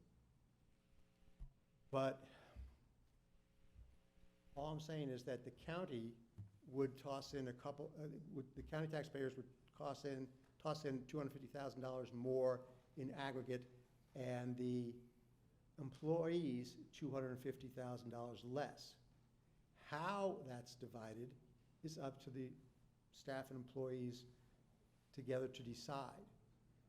So basically, that $250,000, using every other similarity with 3B. So 3B doesn't change at all, except that there's an opportunity to lower the county copayment by a small amount each month, or reduce the amount of deductible by some amount, or reduce some copays when there's a visit to a doctor by some amount. So that's the only thing it changes. So if I'm understanding what you're saying in relation to Commissioner O'Brien's question, the extra 250,000 would be applied to the gold plan, not this, no? It's Okay. up to whatever, it could be applied to any. Whatever's agreed upon. Let's have the conversation.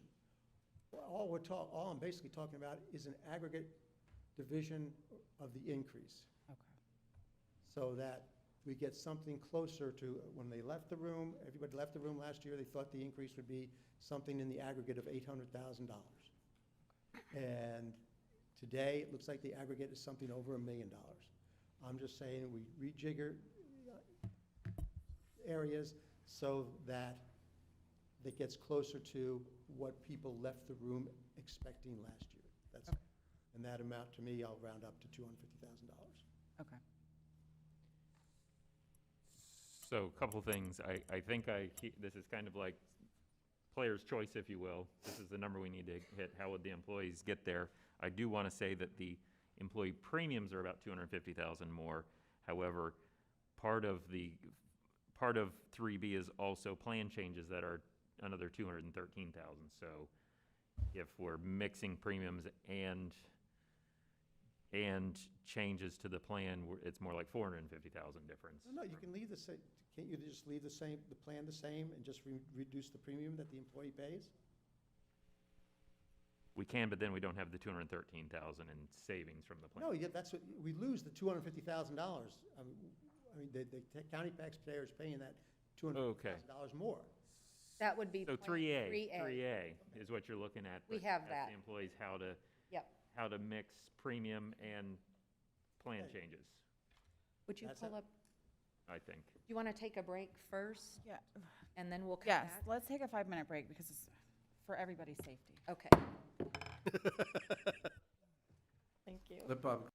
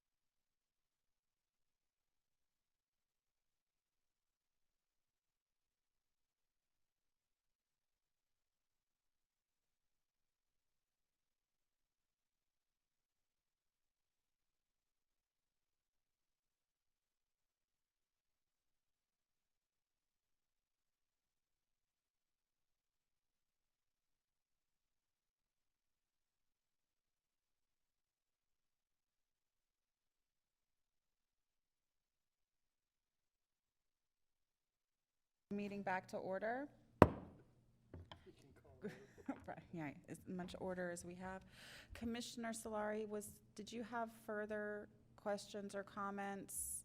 My only further comment would be that on this one, that by suggesting this, I basically, this will cost a little bit more, which is fine, but that means I will certainly do what I can to fight other things which I think are not good ideas, like the property appraiser's idea to roll back to the 219 numbers. I understand that you can't both increase spending on one side and go and reduce spending on the others. So I'll be committed to do whatever I can to help the county administrator make sure that we don't do something which I regard as basically not good for anybody, which would be attempting to roll back to the 219 numbers. Thank you, Madam Chair. You're welcome. Commissioner Fleischer, did you have anything at this time? Regardless of where we go, it's not going to change today. We did have a thorough discussion about the, someone coined Doc in a Box, the clinics. Not all clinics are created equal. There are many different models. There are 4-story clinics, and there are simple clinics that will prevent families of having to run to the ER for that 4:30 in the afternoon earache, and that costs a fortune. And then you have to go back to a primary care physician anyway.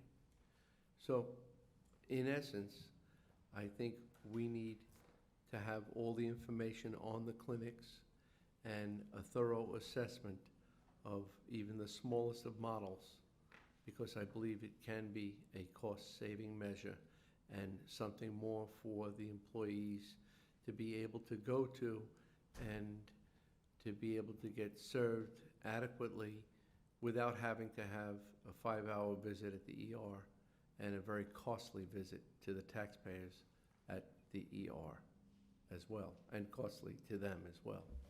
So that's what I'd like to see. I'd like to see all of the models, proposals that were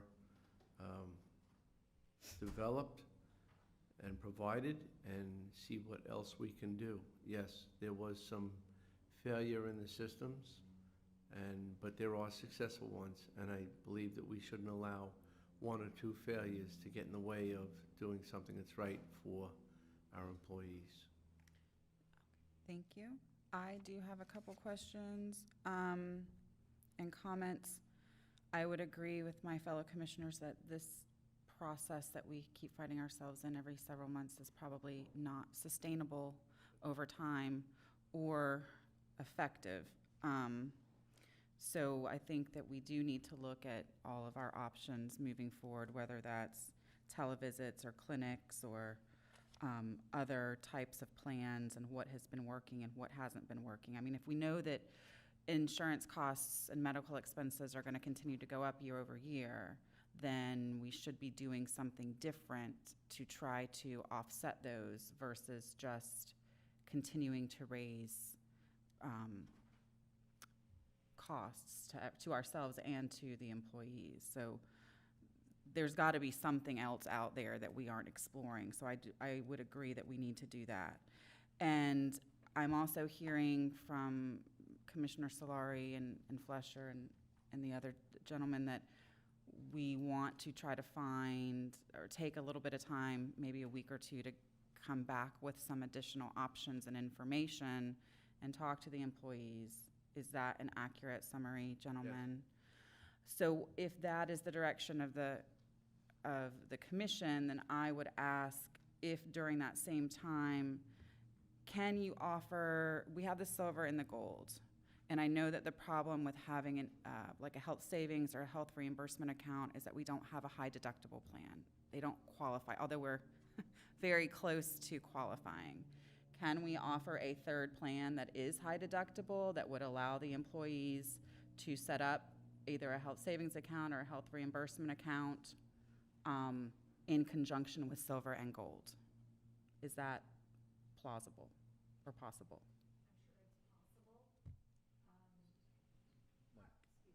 Sorry.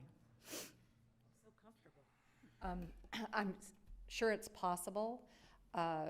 What it would do is take your funding projections based on 2 plans and then changing it to now doing it based on 3 plans. So you'd have to project what type of enrollment you think you would have. You'd have to establish premiums for that plan and still look at then actuarially funding for 3 plans based on some unknowns. So I don't know that it would change our today for our gold or for our silver. It just might be another choice that provided a lower benefit than the 2 plans today at maybe a little bit less premium. But it's not going to solve anything for your silver or for your gold today. It's not going to make it better for your gold. So, but I think that if we could look into that and just bring some information back, it would be helpful. I know that there are employees that they don't utilize the insurance very often. So because they're healthy or whatever the case may be. So having a high deductible plan is not a problem for a certain segment of our employees. And if that could be coupled with either the health savings or the health reimbursement, I know there's a difference between the two, as opposed to the flex plan, that's something that would allow you to accrue the money over time and it would roll over. So if you ever did need to meet that deductible, you have that in place in several years or, down the road. So I think that could be a pleasant option for a certain segment of our employees that we should at least look into. And so I would ask that if we could do that, that would be my desire. Yes, Commissioner Fletcher. And Madam Chair, as you were speaking, I did see a nod from our county administrator, which was a positive sign, but at the risk of giving everybody coronary stress and having to go to the ER, because that's what we have. As far as the options, the biggest riff is last year when we discussed this, we all supported going into a 2-phase system, and it was to ease the burden because there was sticker shock. But now the sticker got thicker on the second round. So, Jason, is there any way to maybe soften that blow just a little bit more, like an option 3B sub 2A 1? We can bring back different options for the board to consider.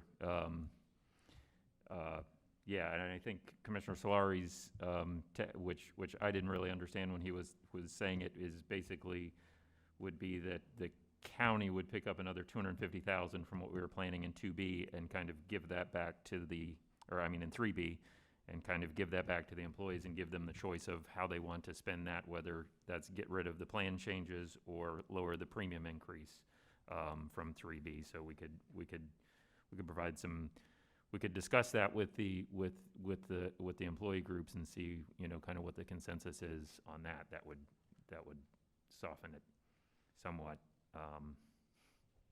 And again, I'm hearing consensus to look at the health clinic, but as Commissioner O'Brien said, that'll take some time. So we'll bring back some information on the health clinic, and the board can make a decision on that going forward. And we can look at other options, but as Steve Myers said, its costs go up. Right. Yeah.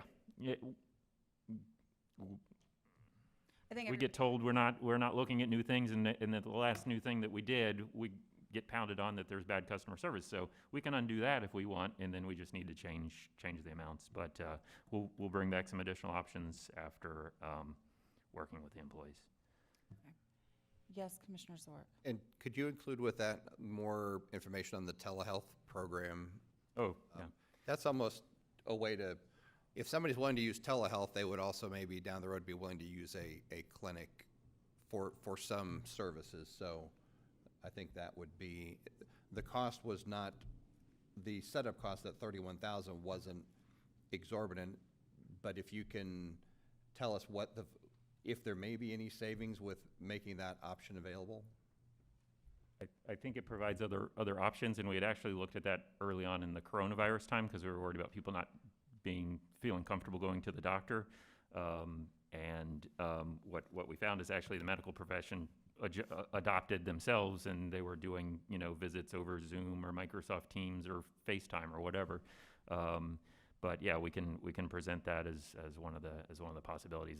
That's a way for people to have those visits that might save us some dollars. So what I'm hearing, just to summarize and make sure I'm understanding what we're doing, is Commissioner Solari has proposed that we take that additional 250 and utilize that with 3A to ask the employees how they might want to utilize that, whether to bring premiums down or not make as many changes to the program. At the same time, several of the commissioners would like information brought back on the viability of a clinic and how that might work, with the understanding that that's probably not going to be something we'll be able to do quickly, but it's something that we might be looking into to do further down the line in the future to help offset some of these future increases, as well as bringing back some information about a third level of plan that might be higher deductible with an health savings or health reimbursement account. Also understanding that that might not be able to be implemented this year, but might be something in the future that's an option along with the clinic, and some information about telehealth and how those programs work and what they might or might not be able to be utilized for. Is that accurate, gentlemen, of this entire discussion? Listen. Okay. Jason, does that give you what you need? Because obviously, we're not going to make a decision today then, but we do need to make a decision by the end of the month so we can let everybody know. So I'm going to assume we will bring this back either next week or the week after for a final decision. Yeah, probably the 16th. Okay. Is what I think we'd shoot for. Okay. And then just to give us time to get some information together, present it to the employee groups, and kind of get their feedback, and then prepare something before the board. Okay. Okay. Yes, ma'am. Sorry, Catherine Gibson again. I had meant to leave this with you. It is Martin County's full Okay. benefit package, plus to let you know that they are also Blue Cross and Blue Shield. Okay. If you just let the clerk have it. Yes, ma'am. And we'll get it. No, you're fine. Thank you for that. All right. Anything else on this item from commissioners or staff? Yes. During the break, I was approached by one of the members of the physicians group that their administrator had some concepts that may provide some savings. So when we reach out, I'll have them reach out to your office and share what thoughts they may have as well. Okay. Fantastic. Anybody else? Yes. Real quick, and I'm sure Jason will have the more accurate number, but for Commissioner Solari's 250,000, if we want to take that from the premium side, and if we agree that there'd be no increase on the silver plan, then the gold premiums would drop from 40/80 to 30/60, roughly, and that would. We still have to run the numbers. Yeah, but that would be pretty close. I got that at 260,000. So. Okay. So anyway, so that's what you're looking at. So. Okay. Thank you for that. Where was that? There it is. That's my chicken scratch, which would be kind of like option 2B, but instead of 2550, it'd be 3060 for the employee. It gives us about $790,000, and then the plan changes. The $200,000 the plan changes brings us $1,003,000, which is a little short of Commissioner Solari's plan by a little under 50,000. But then also 3A would be if we got rid of those plan changes and we kept the changes. Suzanne, if you could move that to where we could see 3A. 3A is basically the number right on the button. Would be the $40 and $80 increase on the employee premiums, but no plan changes brings you to the $1,050,000. in savings. So one of those two or some variant in between, I think would be kind of what we're looking at as base cases for Commissioner Solari's options to discuss whether 3A or 2B as adjusted with, or somewhere in between. Okay. Anything else, Suzanne? No. All right. Mr. O'Connor? Sorry. Pardon me, I just wanted to reconfirm, the county administrator, he said that you guys were gonna revisit this on June 16th, which would be Tuesday? Okay. Yes. Thanks. Thank you. Anybody else? Anything else on this item? All right. I think we've given direction and we've had Do you want a lots of. formal motion to push us to the 16th, or just, we're good? Would you like a motion?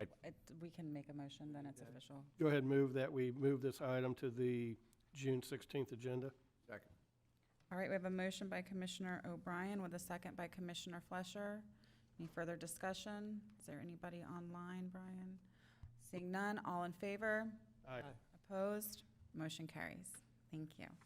And with that, we will go back to County Administrators Matters, which is Vero MOB LLC, appeal of a county officer decision. Thank you, Madam Chair, Commissioners. We have before you today an appeal of the County Administrator's decision in accordance with Section 100.06 of the County Code. Vero Beach MOB is building a 66,000 square foot medical facility along Indian River Boulevard. They had requested an impact fee credit that was denied by community development staff per code. They appealed to me. In accordance with the code, I denied the appeal, and their next step is to come appeal that decision to the Board of County Commissioners. I think in talking with the county attorney, he recommended that we have them do a presentation first, and then I will provide my presentation. So if the Vero Beach MOB folks have a presentation to make, I'll turn it over to them. Yes, are you a representative of Vero Beach? Okay, well, please come to the podium and state your name and address for the record. Sure. My name is Patrick Marston. I'm with Optimal Outcomes, which is one of the partners of Vero Beach MOB. I'm out of St. Petersburg, Florida, but I've sort of been guiding the process, and so my partners asked that I sort of take the lead here. Certainly appreciate everyone's time and being here, and having just realized that founded my company in '97 and never been to a county commission meeting, so I see what you guys deal with, and I've got a lot of sympathy and empathy for your challenges. As Jason indicated, we are in the process of constructing and developing a 66,000 square foot medical office building with Vero Orthopedic and Neurology being our primary anchor tenant. We also intend to have a surgery center in that building as well. We're ecstatic about the project. We're excited about that group, and we're excited about hopefully being able to add some value.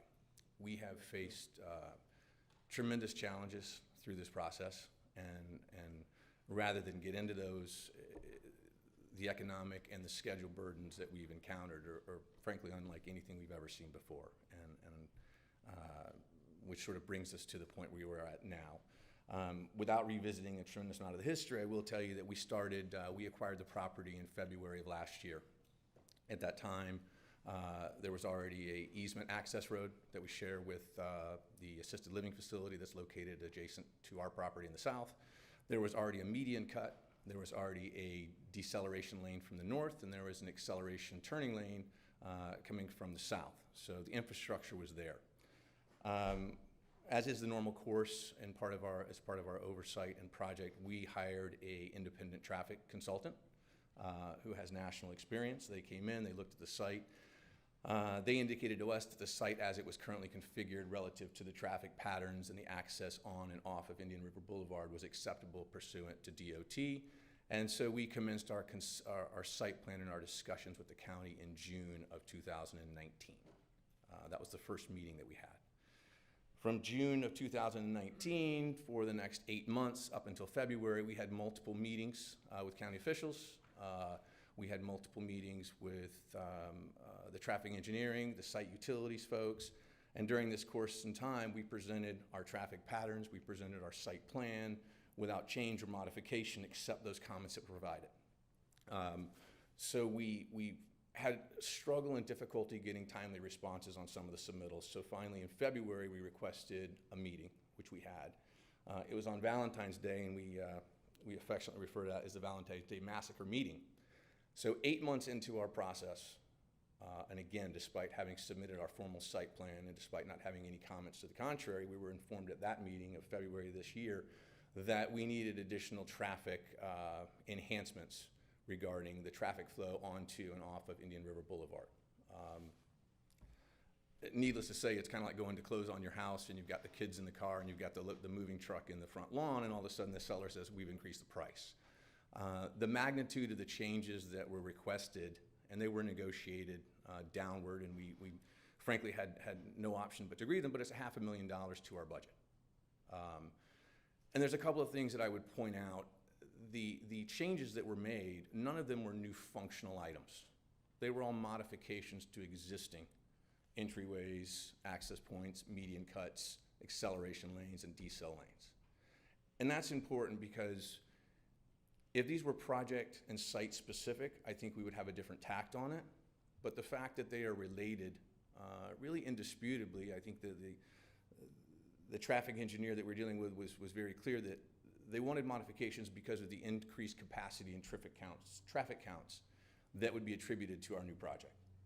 And while that differed with our independent traffic engineer, like I said, we accepted those and had really no other option. We're significantly late in the project, and the orthopedic group has some lease considerations of lease termination for their existing facility. So we agreed to do those.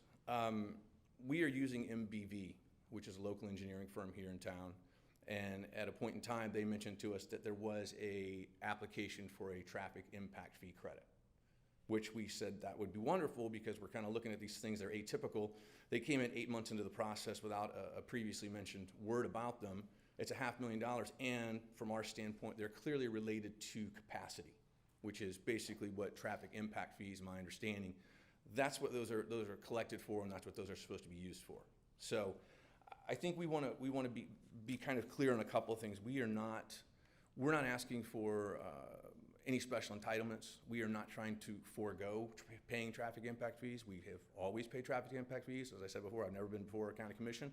I've never requested any sort of relief on traffic impact fees. Those are cost of doing business. And I wanted to make sure we're on the same page. I've never spent so much time trying to fully understand. It's an embarrassment seeing it's my career. Really trying to understand traffic impact fees, how they're collected, what they're used for, and what are the constraints. So as it would turn out, I kind of took to your website, and traffic impact fees, as you defined it on your website, are one-time charges applied to new development, providing revenue for capacity-producing capital improvements to accommodate demand for those improvements generated by new development in order to maintain adopted levels of service. Thus, impact fees are charged for all development activities that create or increase demand for capital facilities using a fair share consumption-based approach. And I think our position is we are completely supportive of that and think that's equitable and fair. And when you do a development, you do have impacts on the community and you need to pay for those. That's part of doing business. This situation is somewhat unique in that we were required as part of our site plan approval to implement traffic improvements. And a couple of things are noteworthy. Not a single improvement or modification that we've made is on land that's owned by us. Not any of those attributes or those improvements are unique or specific exclusively to our project. They serve an access easement that serves not only the assisted living facility, which is pre-existing, but there's also talk of future development to the west. So when we start looking at those, and again, we thought this would be a perfect fit for the credit application process, but seemingly it was not, since we have been denied twice now. When I look back, and I've had some conversations, and I completely understand, I've had some conversations with several people here, and I understand the position of the initial denial, but I also went back, and there's new legislation, and I'm by no means an attorney and don't purport to be one, but there's some new legislation that's referred to as the Florida Traffic Impact Fee Act, which is in the House Bill 7103. That basically outlines exactly what we're dealing with and basically says that there has to be a correlation between the amount of impact fees that are collected for a project and the benefit and utility and use that is derived from that project. So simply put, we're having a difficult time understanding how we can be obligated and required to spend almost $500,000 for traffic improvements on county-owned land that, again, is servicing everyone who uses that road as well as our facilities and others rather than being exclusive. And then on top of that, be charged and assessed the typical impact fees that would be assessed to any other party who did not have to make those improvements. So in essence, we're looking at it, and to us, it appears that it's kind of a double charge, that we are paying for improvements that customarily and ordinarily the collection of impact fees would address. And again, we are not trying to avoid the concept of impact fees. The impact fees are expensive. We understand that. They're always more expensive for ambulatory medical facilities, which is the only thing that we deal in. So it's not a surprise line item to us, and it's not something that we're trying to forego. But we are sort of looking for an equitable approach in that one, it was completely blindsided to us.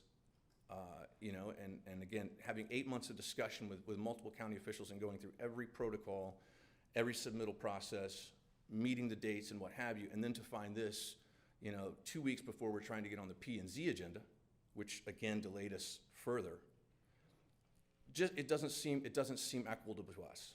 Now, if I'm misunderstanding the intent of impact fees, that's one thing, but we've spoken to people and sort of validated that, yes, impact fees are designed to affect the additional capacity and utilization that is caused by the development in question. I've got emails from county staff and officials that basically are referencing the reason that we are being forced to make those improvements is because of capacity and traffic counts. So when I take that, it's hard for me to ascertain and argue that those are clearly traffic impact fee capital improvements. So if I'm paying over here and then I'm getting assessed over here for monies that are supposed to be utilized for those capacity improvements, it seems to me like I'm getting charged twice. And my partners and I are having a very difficult time understanding that. That coupled with the entire process has basically put a project that we're very proud of, that we think is going to add tremendous value to the community, that we think is going to enhance the quality of healthcare even further here in Vero. And it's just kind of like, it's constant moving targets, and trying to ascertain a budget with that history is very difficult at best. And again, it's my understanding, and I'm not an attorney, and it would be very easy for county council to make me look very foolish to argue legally. But when I read the new statutes, the HB 7103, which is now referred to as the Florida Traffic Impact Fee Act, it does not seem at all consistent with many things that are in the county code of ordinance. And I'm not trying to get into the discrepancies of those two documents, but from a pragmatic approach, the county's understanding and their written statement of what traffic impact fees are for and what they're to be utilized for, we find it very difficult to say that we have not already been forced to pay for those things. I would further argue that because we went through the traffic engineering study at nauseum, that there are no additional improvements that are required for our project due to the capacity because we've already made them. So if we've paid for those improvements, we've agreed to put them in, and we're not trying to change that. Again, we're delighted that we're actually in site plan approval. We do not have our building permit because I can't pick up my building permit until I pay the traffic impact fees, which is why this meeting is so timely, and I appreciate it. So we're delighted to be moving. We're not trying to revisit the engineering. We're not trying to do anything. We're just trying to get some equitable treatment of the costs that we have been required to pay related to things that we consider to be traffic impact fee capital improvements. So. Thank you. Is there any questions for? Not at this moment, but I'm sure after we hear from the staff side, we'll probably have some discussion. Okay. Thank you very much. Thank you. Jason? Thank you, Madam Chair. Good morning, County Commissioners. Just want to go over a couple of things that are relevant in county code.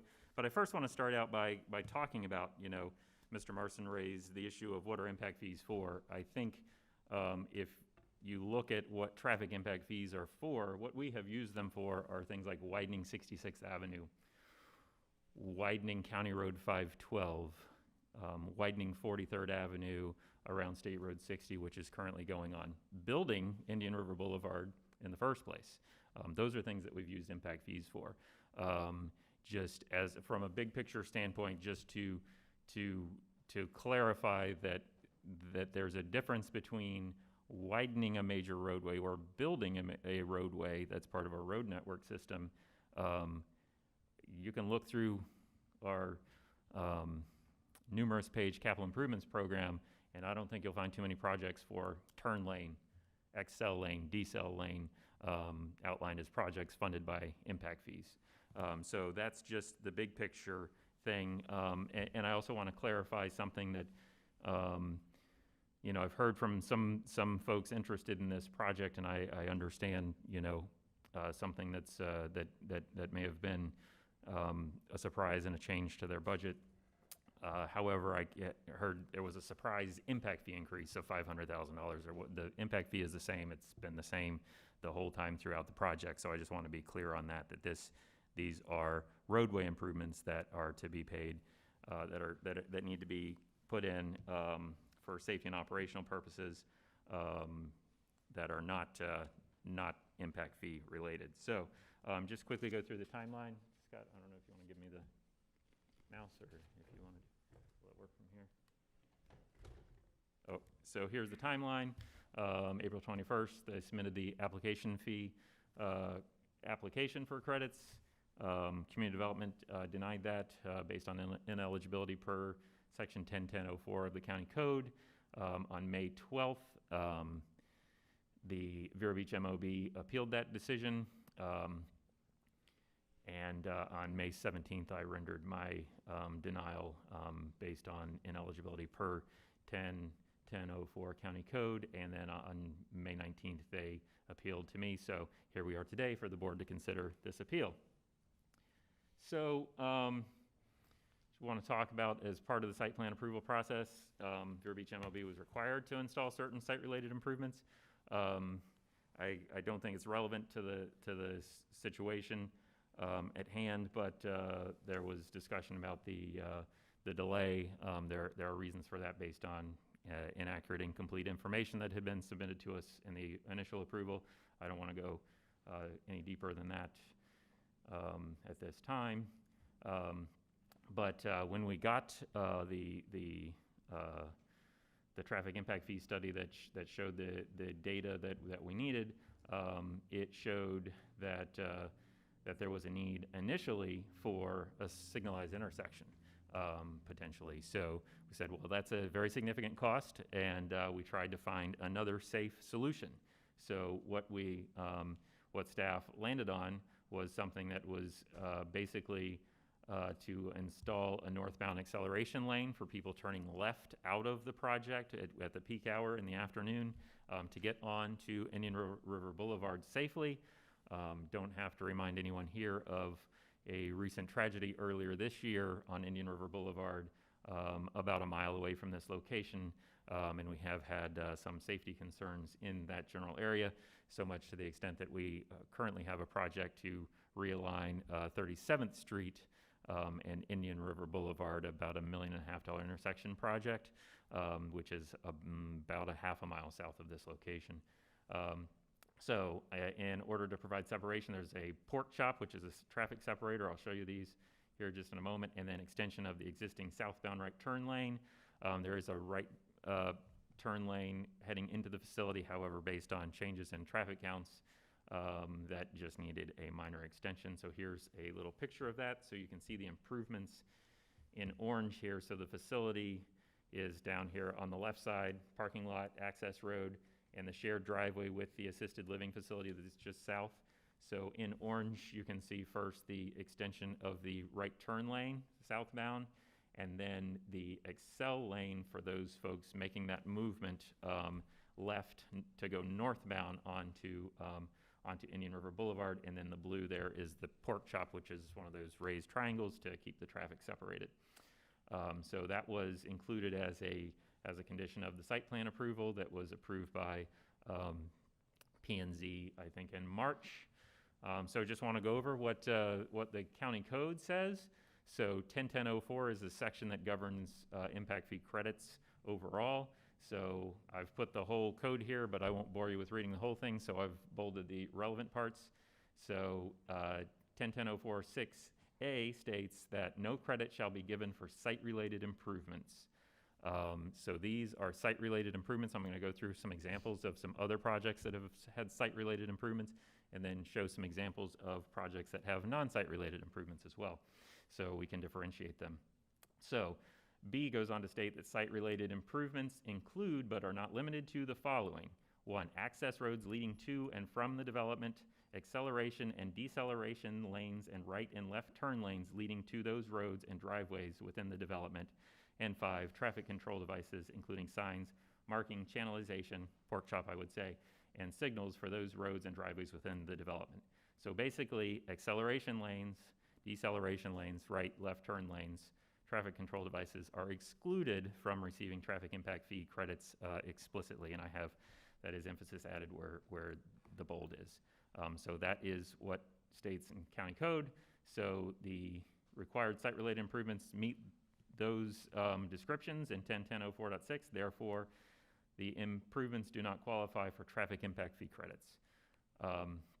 Furthermore, at the beginning of this code, which is really a prerequisite for filing the impact fee credit, is any person may apply for a credit for any improvement listed on the 20-year capital improvement plan of Indian River County or the 20-year capital improvement plan of any municipality participating in this chapter.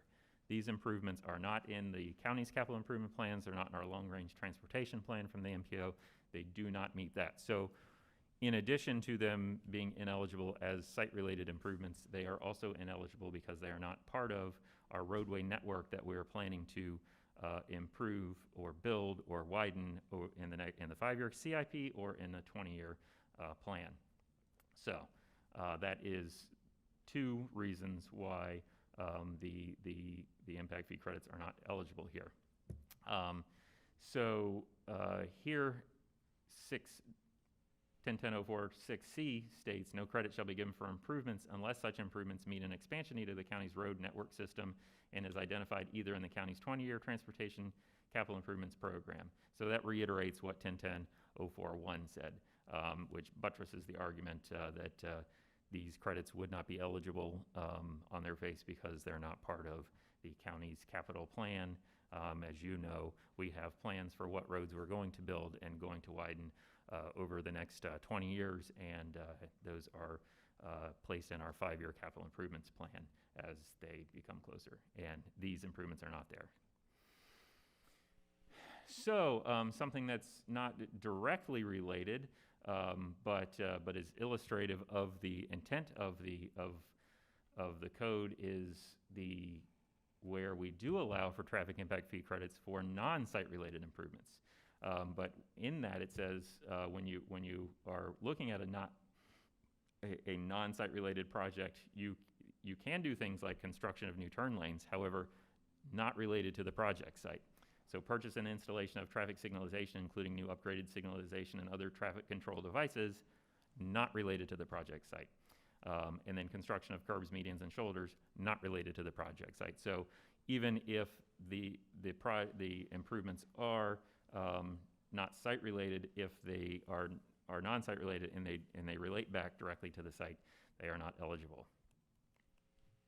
So that further shows that A, they're not part of the county CIP, they're not part of our roadway network, they're not allowed for impact fees right out of the gate there. And then the second test, after failing the first test, is that they are explicitly disallowed for the site-related improvements as the type that were required for this project. So I'll give some examples. Here are some site-related improvements. This project is the Wawa in McDonald's on State Road 60, just east of I-95. So these are some recent projects. You can see here that there is a significant right turn lane that gets you into the Wawa first, and then the McDonald's, and then I believe there were some left turn lane improvements there along State Road 60 that those were required, paid for by the developer of the Wawa and McDonald's, and no traffic impact fee credits were provided or requested. And to my knowledge, they weren't even requested in these instances that I'm showing you. So there's a picture of it. You'll notice that from just before getting onto I-95 northbound. You can see these turn lanes here for the Wawa and McDonald's. No traffic impact fee credits for those, similar to the improvements we're talking about here. This project is a Dollar General store that was built in the last couple of years at Oslo Road and Old Dixie Highway. You will see that they had to put in a right turn lane with a modified pork chop type separator into their location off of Oslo Road. No impact fee credits provided. There's a picture of that. This is the reserve at Vero Beach, out there across from the charter high school, and behind the Chick-fil-A. They had to put in that right turn lane. In these cases, there's also sidewalk improvements. A lot of these are curb and gutter, higher cost improvements, no credit there. There's a look at that. So you can see the new pavement there. Another one is C.W. Willis Family Farms, a landscaping business that just opened on Oslo Road, just east of 43rd Avenue. They had to put in a right turn lane with sidewalks and all of the curb and gutter there. And if you notice, that building there is a very small building. As my guess is, it's probably not more than 1,500 square feet. They paid for their required right turn lane and did not receive impact fee credits. So there's the construction. Little picture of the conditions. Out on State Road 60, just east of Walmart, you'll see here some significant improvements for the new shopping center that includes the Staybridge Suites Hotel, the Murphy Express gas station, a couple of like the 1,000 Degrees Pizza, and a couple of things like that. They had to put in a right turn lane there on eastbound State Road 60. You can see they resurfaced the through lane on State Road 60. They also had to extend that left turn lane onto, I think that's 51st Avenue, going into the Walmart and by the Applebee's there. They did not receive traffic impact fee credits. And in case we think it's just the big bad county that does this, State Road 60, you'll recall, is a state road, so they had to go through the DOT for that, and they were required to do those, and no traffic impact fee credit eligible for that. There's a picture of those conditions. Here is Orchard Park, development built recently that's the northeast corner of 58th Avenue and 1st Street Southwest. You'll notice the roadway in front of them is a 2-lane roadway before it was built. They were required to put in a right turn lane on the westbound 1st Street Southwest and a left turn lane on eastbound 1st Street Southwest, and that required them to resurface the entire segment of about a quarter mile of roadway. And this is something, I keep hearing $500,000. And my first suggestion would be if those improvements are costing $500,000, they need to talk to another contractor. I can tell you that the engineer's cost estimate for this project was $225,000. That was in mid-2017, so it's probably higher. However, this is easily 3 times the work of that other project. You can see the sidewalks, the curb and gutter, all those types of things that need to be done. I will also mention that MBV, the engineer on this project, as mentioned by Mr. Marston, there's an engineered certified cost estimate where those engineers, they have valuable PEs. They do not want to lose them. The engineer's estimate for those improvements was $212,000. And sometimes you can have a difference in cost from the engineer's estimate, but over twice the cost seems they may need to get another price on that. So here's some examples of non-site related improvements where you did get where the project did receive impact fee credits. Waterway Village, They constructed most of 53rd Street. The county basically did the eastern section there, but they did from about where those lakes are, I want to say, out to 58th Avenue. So that's a new roadway. We know 53rd Street is a significant roadway on our network. They built that at a significant cost. They did receive traffic impact fee credits for that. We'll note that have some language here from the developers agreement that govern that. So I'll just read it here. The developer shall receive traffic impact fee credits for all design, engineering, permitting, and construction costs associated with 58th Avenue and 53rd Street, paid or contributed by the developer, except those costs associated with site-related turn lanes, site-related traffic control measures, and any landscaping in excess of the landscaping required by county ordinance or regulations. Such impact fee credits and costs will include the design and configuration of 53rd Street, recognizing something about the eagle. And then in addition, the developer shall construct 43rd Avenue, 51st Court, and 49th Street improvements within the project or along the project frontage at the developer's sole cost with no impact fee credits allowed. So I'm gonna go back to that aerial. So that roadway that connects to where 43rd Avenue used to end at 49th Street and connects through to 53rd Street, no impact fee credits for that, and the improvements along 49th Street that they had to make. But those are the types of improvements where impact fee credits are allowable. We used impact fees and other county sources for our portion of 53rd Street that we did, basically US 1 to the Old Dixie area. And that's why those are eligible. Here's another one, Woodfield, which is a housing development, a couple hundred homes, north of the Indian River Mall on 26th Street, just a little east of 66th Avenue. They made a contribution to the cost of some turn lane improvements at 58th Avenue and State Road 60 intersection. They received 50% of what they contributed back as impact fee credits. I think they paid $280,000 towards that. And so you'll notice here that the location of the improvements are over a half a mile from the actual development itself, and they received half credit for that. Citrus Springs, another housing development on 5th Street Southwest, just east of 58th Avenue, basically from north of 5th Street Southwest down to Oslo Road. They constructed this majority of 5th Street Southwest between 43rd Avenue and 58th Avenue, and this was some time ago, but they received $200,000 in traffic impact fee credits for that. So that is a road on the county's grid, on our network, one that we know in our 20-year plan we would have to build if not for the developer building that. So an impact fee credit was eligible and received there. Point West, here's another one, 16th Street. They built 16th Street between 82nd Avenue and 74th Avenue, I believe. And they received a partial credit for that of about $86,000. Now you will see that was some mixture of county funding and their funding. They didn't get a credit for the entire cost of the improvements because 16th Street kind of serves as a local site-related type improvement as well, so they got partial credit for that.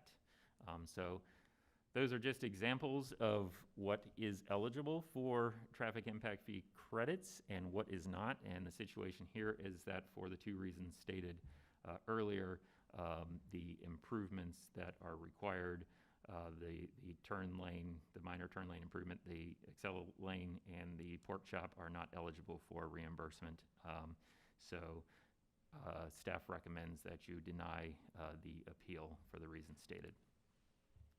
I'm available for any questions. Any questions for Jason? Madam Chair. Do you have a question, Commissioner Fleischer? Yeah, for the county administrator. You did mention early on that you didn't really want to discuss the delays. It's one of the contentions that there was significant delays in the beginning. Could you at least tell us, was there an abundance of comments made on this project back and forth?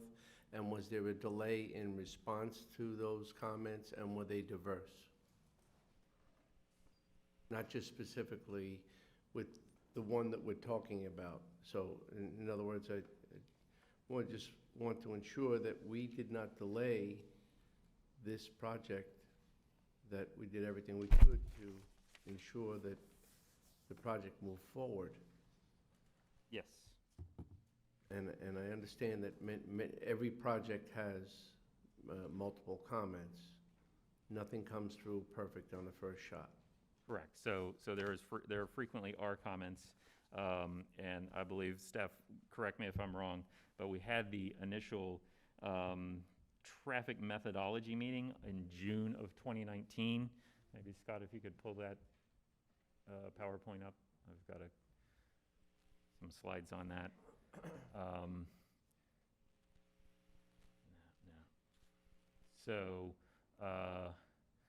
So on June 19th, we had the meeting. That's where you, staff and the applicant, talk about the methodology that's going to be used for the traffic impact fee study.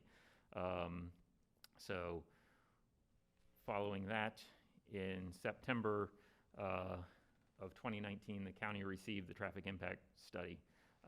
There was a significant amount of incorrect, missing information there. A lot of it was not legible. So that was basically sent back to the applicant. I will say the time we in an ideal world, we would have turned that around quicker than we did, but there are all of the other application components that were, for the most part, in much better condition than the traffic study that staff was reviewing during this time as well. So we returned those back on November 25th on 2019, basically saying this is not legible, and I've got a picture of it. So this is a picture from the traffic impact study, and if you look up there at the top, you've got some columns there with like left turn arrows and right turn arrows and through, and you've got westbound left, WBL, WBR, westbound left, westbound right, I think. I'm not a traffic engineer. I stayed at Holiday Inn Express last night, but you can see this is not really legible. The columns don't line up. So you can't tell what you're looking at. And I'll also state that it's not a matter of counting over, because some of the columns in some of the rows will not have data, so you don't exactly know which column you're looking at. And this continues. This is an 89-page document with over a dozen pages like this of illegible information that the traffic engineer has to comb through and try and figure out what's going on. So the first document we received, and my understanding is these things cost thousands of dollars. I don't know how this is a product that's put out based on that. This is what one should look like. Still doesn't mean a lot to me, but I think if I knew what I was looking at, I could figure out eastbound right, eastbound turn, eastbound through, eastbound left, and the traffic counts and the flows and the peak times and all that stuff. A lot of technical information there. When it's presented in a format like this, the traffic engineer can review it and basically make a determination of what their traffic engineer is saying is happening at that location. Whereas you go back to this, I don't think it's reasonable to expect us to try and figure out what that means. But Jason, just on that, that date is June of 2019. I think if I can read the blurriness there, is that what it's showing? 29th, looks like. June 29th of 2019. Mm-hmm. Okay, so now if you go forward a slide, please. Okay, That's February 19th, 2020. Okay, so we didn't get anything in between those two dates, is that correct? We did get information between the two dates. The next submittal was legible, but then that was basically there were a significant number of comments from that point. And then when we got the I think it was in the February was when we got the data where we were able to determine that the improvements would be needed. And at the first review, the first thought was a signalized intersection, understanding that the cost of that and that we could come up with something that would still operate safely. Staff came up with the solution for the XL lane and recommended it at that time. Okay, and you stated clearly that none of the adjustments made during the process were qualified for any adjustment. No financial adjustment as far as the impact fees. They were non-impact fee related. The cost factor that has increased that's being purported is $500 or $500,000. Is that correct? Is that based upon asphalt and concrete? Or is that based upon, as we're hearing, the cost of doing business? I don't. Are we defined on what the $500,000 is? It's been communicated that that's the cost of this acceleration lane. Scott, if you could give me that PowerPoint again, I'll show you what was actually part of the appeal package. Oh, we got a ways to go here. Okay. There is, yeah, from. Excuse me, I'm jumping. Yeah. Is the $500,000 that's being discussed, is that something that we imposed, or the cost of the project? It was part of the cost of the project. We required it to be done as part of the site plan approval process. And so here is the MBV certified, sealed by Aaron Bowles, cost estimate of $212,000. So I keep hearing $500,000. I mean, we've had projects come in more expensive than engineers' cost estimates before, but we're just mystified by how, I mean, based on the other prices of similar projects going on, in staff's own experience and the bids that we've seen, that's not $500,000 project. So I don't, I'd recommend they get another quote or something. So I did, I don't know if everybody saw the certified copy. I did review that, and that was an additional $200,000+ to the project. And the initial impact was how much? The traffic impact fees? The traffic was like $277,000. Is that where we're getting $500,000? $500,000 of impact? The two of those added being together? impact as opposed to impact fee? Is there a generalization here? I think there's a lot of confusion. Or maybe the applicant. With applicant and delivery. It doesn't sound like it's clear, but it sounds like that's where we're getting the $500,000, $500,000. Perhaps. Yeah, well, please. I can provide a lot of clarifications. There Please. clearly is confusion, sure. So, Jason, I respect you not thinking the numbers are right. If the county would like to take that at $220,000, I'd be glad to pay you for it. The numbers that are produced by Aaron Bowles are produced according to the protocol of the county, which I'm not familiar with, but MBV is. It has a limited component of the cost. There are no design fees in there. There are no general conditions in there. There are no other type of general contractor fees. So while I don't purport to be an expert on those particular costs, I don't think anyone in the room is. So that kind of changes the demeanor. If I could, in order to, the number that we had for the gross improvements that were required, which was the modification of the decel lane, the implementation of the pork chop, the turning configuration, the demolition of the existing island to expand it and to put the pork chop in, the acceleration merging lane to the north is stated from my contractor around $470,000. That's my number. I'm eating that number. I'm not asking for the county to pay for that number. The only thing we've asked for is what is consistent with your protocol in terms of the numbers that are allowable and the takeoffs and the amounts that MBV utilized, which is the 223. So when you hear the approximate $500,000, that's what these improvements are costing me. And it doesn't matter whether Jason believes it, and it doesn't matter because you guys aren't being asked to pay it, and it's not what we're asking for as a credit. We are only asking for that. To clarify, because we are just rambling on at this point. Yeah. What is it that you are asking to be reimbursed for? The specific number, not this $212,488.95. That is the number we're talking about. Yes, ma'am. Okay.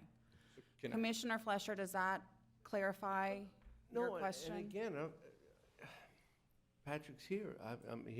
I heard from your clients, and the number was what happened with the additional $500,000, $500,000. And I believe we're looking at it from different islands. Correct. So MBV, who handled the application for the credit, explained to me that all of our costs were not entitled to be included in this format. They informed me that the county has particular criteria in terms of takeoffs and quantities and amounts and line items that are allowed to be included in reimbursement formats like that.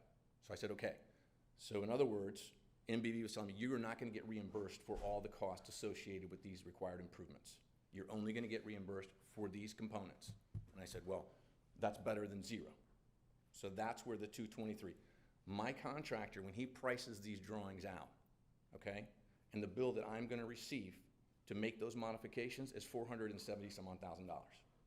But that's not eligible for reimbursement according to. Okay, so let's just deal with what it is that you're asking Yeah. and what it is that you believe is eligible, because all the extra conversation is just causing more confusion, so. Totally agree, and my apologies for that. Okay. The only thing we are asking is what is included in the credit application. Okay, and that is $212,000, $488 and whatever 95 cents it is or something. That is like correct. Okay.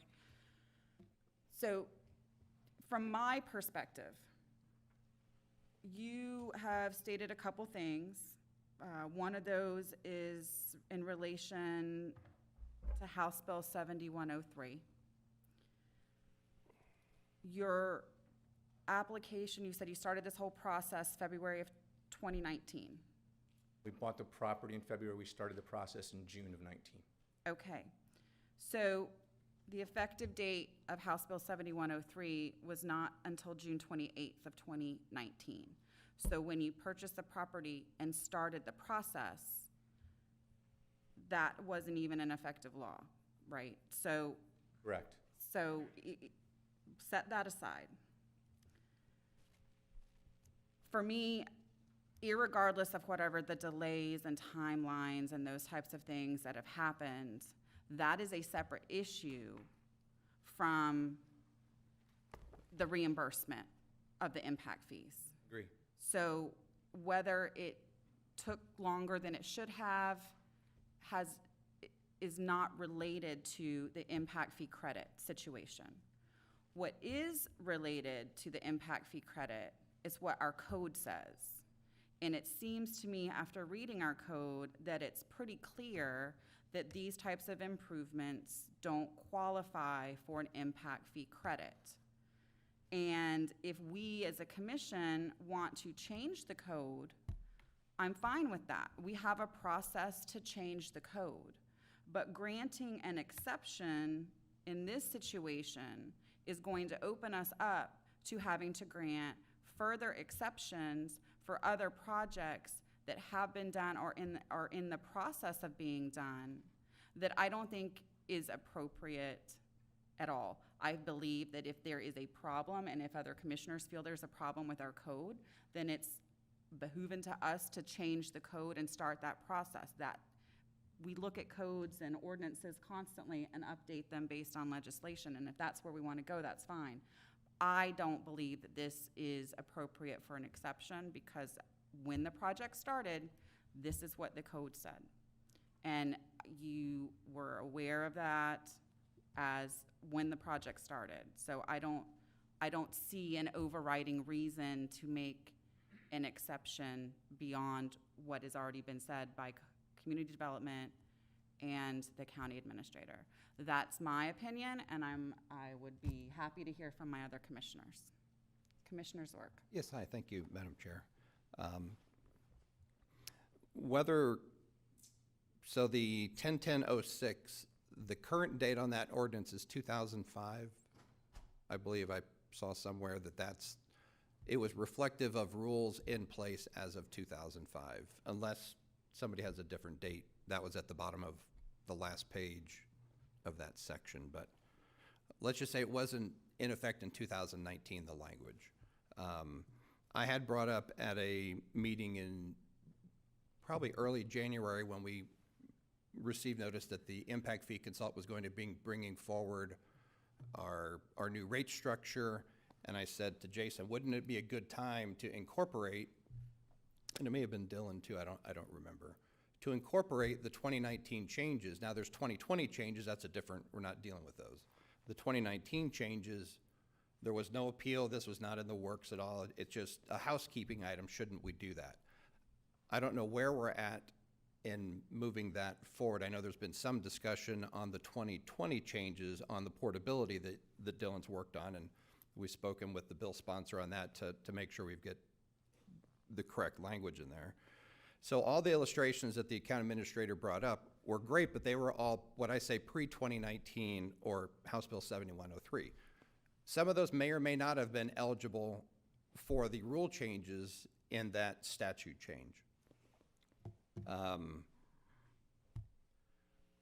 Regardless of if they bought the property, what rules were in effect, I don't think they were anticipating this type of off-site improvement needs when they purchased the property, or and you don't have to comment, but you know, you saw the turn lane, the curb cut that's in the island and on Indian River Boulevard. Hey, we can get in, we can get out. There was a interconnection agreement with the assisted living next door that provides access to the site to the north. All those pieces were in place. So I would, so regardless of the date, and I don't know if the governor signed it or if it went in de facto that he didn't sign as of June 30th a year ago. Fast forward to where we're at today, the application is made based on the rules of today. That rule went into effect at least case June 30th of 2019. I feel it's an applicable rule, and under the current rules, the way they're written that we have, Jason had no choice but to say no. But our rules don't incorporate the 2019 changes that I think would make a significant difference in interpretation of this particular appeal.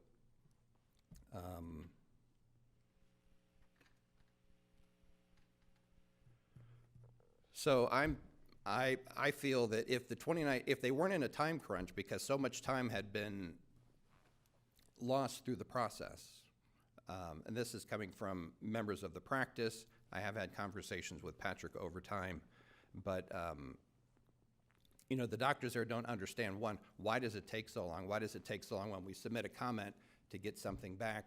We have a hard date to be out of our facility. We're losing month after month after month. This process is going so incredibly slow. I don't know, what was the original pre-app date? Ryan, do you by chance know that? To me, that's really when the conversation started, not the traffic submittal or the discussion of the traffic consultant analysis. Sure. Madam Chair, for the record, Ryan Sweeney, Chief of Current Development. Commissioner Zork, I'm not sure the pre-app, that's the real preliminary, but the first TRC submittal was the first TRC meeting was June 20, 2019, which means it would have been a submittal on or around June 1st of 2019. So essentially when they bought the property was when they started the site plan. So just over a year ago. And I know we've used impact fees for 66th Avenue for a lot of other great projects, but we also have to use them in according to what the Florida statutes are. We can't say we're going to follow this one and not follow this one. If the state adopts it, and you know why this rule was adopted?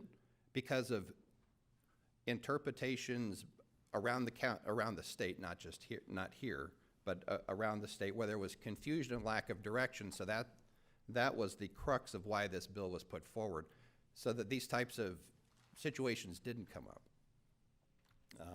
So they did their best at trying to address the issues. It got passed, either went into effect June 30th or earlier. Don't know the date it was signed by the governor or not. So I think the rules in that statute changed the interpretation that would make the applicant eligible. Dylan, do you want to speak to that bill or statute, please? Sure, thank you very much. There are several changes to the impact fee statute that occurred under House Bill 7103. I think with regards to the discussion we've had today, this is specifically what was changed. The statute says that the impact fee must be proportional and reasonably connected to or have a rational nexus with the need for additional capital facilities, and the increased impact generated by the new residential or commercial construction. The impact fee must be proportional and reasonably connected to, or have a rational nexus with, the expenditures of the funds collected and the benefits accruing to the new residential or non-residential construction. The local government must specifically earmark funds collected under the impact fee for the use in acquiring, constructing, or improving capital facilities to benefit new users. Revenues generated by the impact fee may not be used in whole or in part to pay existing debt or for previously approved projects unless the expenditure is reasonably connected to or has a rational nexus with the increased impact generated by the new residential or non-residential construction. Basically, what the statute did in that area was codify what local governments have been required to meet, which is the dual rational nexus test when it comes to impact fees. I had a further discussion elsewhere was said, now, the issue raised in the email concerning the payment for additional capital improvements, I do not see as a dual rational nexus test issue, but one whether the improvements made by the developer qualify to offset the impact fees owed for the development. It is my understanding that these were operational improvements necessitated by the development and not capacity generating projects that may be eligible for impact fee credit. I'd be happy to answer any additional questions about the House bill. Thank you. So based on that House bill, is our code meets the test? I believe we do meet the dual rational nexus test under the statute. Thank you. Yes, Commissioner Solari. Madam Chair, based on the attorney's words and based on the presentation so far, to me, this is the issue is fairly clear that though the project is going to be very costly, the staff properly interpreted both our code and the state law. So for that reasons, I'm going to make a motion that we approve staff recommendation. I'll be happy to second that. Any other commissioner discussions, questions, comments? Not yet. Oh, I seconded. Commissioner O'Brien, did you have anything? Yeah, just on the whole issue of these, and again, looking at, is it capacity or are they site-specific, in my mind, safety improvements? Mr. Marson, first, I sympathize with you. I've been sitting here for 14 years now, and every time it's anything to do with traffic engineering, it's like voodoo medicine out there. I've seen a bunch of these traffic reports. I can't understand them. And I think the engineers look at these things with really tight blinders on them. They have their set of rules and engineering things, and they don't look at real life, what happens out in the world. And as an example, I know that your traffic engineer had recommended the two-step exit for exiting traffic to turn left to go northbound. And the idea is that they would go the first step, which is to go out into the median, and then when the northbound traffic clears, the second step is to turn north. And I think from an engineering point of view, they look at that and they say, oh yeah, that makes a lot of sense. I look at it and say that, okay, that's an 11-foot wide median, and most cars are longer than 11 feet. So first of all, you're going to have a car out there either sticking into the southbound traffic in the rear end or sticking into the northbound traffic on the northbound. And then with the population we have that's fairly elderly, and I believe Ms. Davis said to me yesterday that you all have 400 to 500 patients a day. With that kind of volume turning in and turning out, to try to do a two-step process to me is a disaster or a recipe for disaster.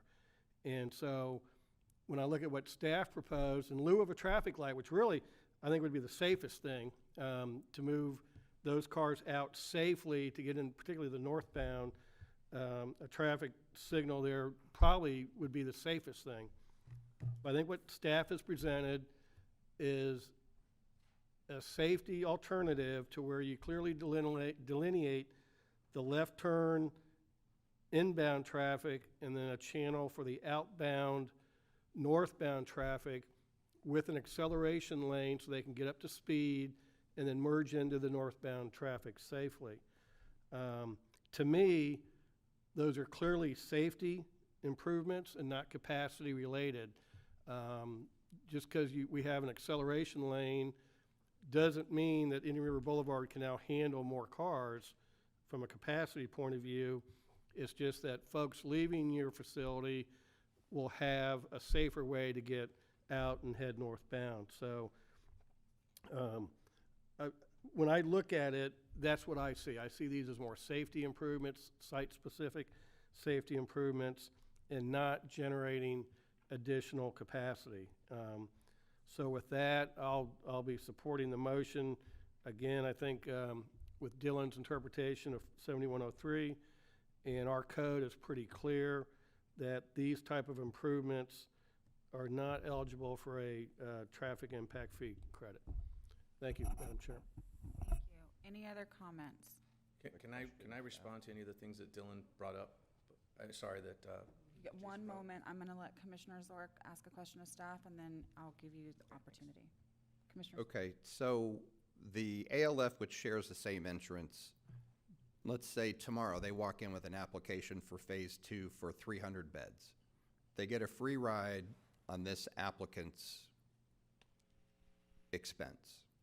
And the property to the west of this, as that street is scheduled to continue west, that person gets a free ride, all on the backs of the MOB folks, which again, to me, goes back to House Bill 7103 to try to bring some equity into that situation. Is there a mechanism where on utilities, we have that and they've entered into a developer's agreement on utilities, is on, for future users of these improvements, can they recapture any of their cost? Or is it first guy pays the full boat and then the next guy gets the free ride and the next guy gets the free ride and the next guy gets the free ride? Is there any way to do that? I'm sure there are ways to do that. I mean, you could say the same thing about the existing driveway that's there from the existing ALF, that they're getting a free ride on the existing ALF's improvements that are already there, you know. So how long, you know, we can do things if you want us to look at some kind of reimbursement, but again, that's between private parties, so I don't know how you know, what we've done in the past is when there's like a utility improvement that would qualify for impact fee credits, we've set up these arrangements, but so far, and there may be a way to do it, but I don't know how we do that for privately funded improvements. Yeah. I was just going to try to answer. So the way I always see it with the utility sort of reimbursement contracts is a development needs a 6-inch line to get to their project. But we tell them, why don't you build an 8-inch line and we'll pay you the difference, or we'll get reimbursement for you for the difference between the 6-inch line that you need and the 8-inch line that we're making you construct. Therefore, we're not making you pay for more than what you needed for your development, and that sort of situation. So there'd have to be a demonstration of that something that this developer was asked to build was more than what they needed for their project. Right. So on the acceleration lane, my guess, and Rich could answer this, is that the Green Book standard length based on the speed limit in other words, you could put more traffic on that and the length of that wouldn't change if additional trips were added?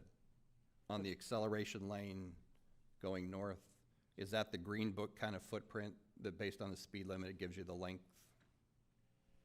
Rich Berger, Public Works Director. You're correct. It doesn't matter how many cars you put on there. It matters what the speed limit is on Indian River Boulevard. In order for a person to accelerate and get up to speed when they start merging, that's what this is there. I also would like to point out that there is no connection to the west of this project. This is it. This is this project and the ALF that's there. If the ALF comes in and does some improvements in the back, maybe. But there is no connection to the Hugh Russell process. To property that's further to the west, there will be no connection through here. These are the two entities that are going to use this driveway and this median cut from here on out. Everything else will go on to 11th Drive or out onto 41st, or possibly further north in this project onto Indian River Boulevard. But there will be no more other traffic that will be generated from other users to the west of this project. All right, thank you. Thank you. Yes, sir, you are recognized for a few brief moments. Yeah, There I'll is keep a it brief. motion. Forgetting about the legislative aspect of it, I think the point that's being missed here, and it was interesting, I think Jason brought it up on some of his pictures. I didn't know we were gonna have such an array. There's many of the exact same scenarios that we have, where there's a median cut, and there's not a pork chop, and there's not these modifications. I think what's getting lost in the shuffle when we start talking about operational versus capacity, we did not implement or put into place a single operational or functional aspect here. All we did is improve it on the pure basis of increased capacity. That was it. The turning lane was there. The decel lane was there. The median cut was there. They were all there. The only thing we did.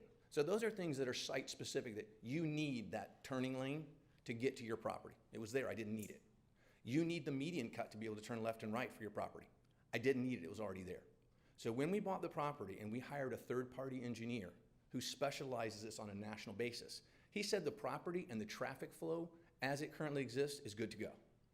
So when we find out about it new, and Jason also mentioned, during the first comment that we had that it'd be a signal light, that's not accurate. The first comment we had about a signal light was the exact same date, February of 2002.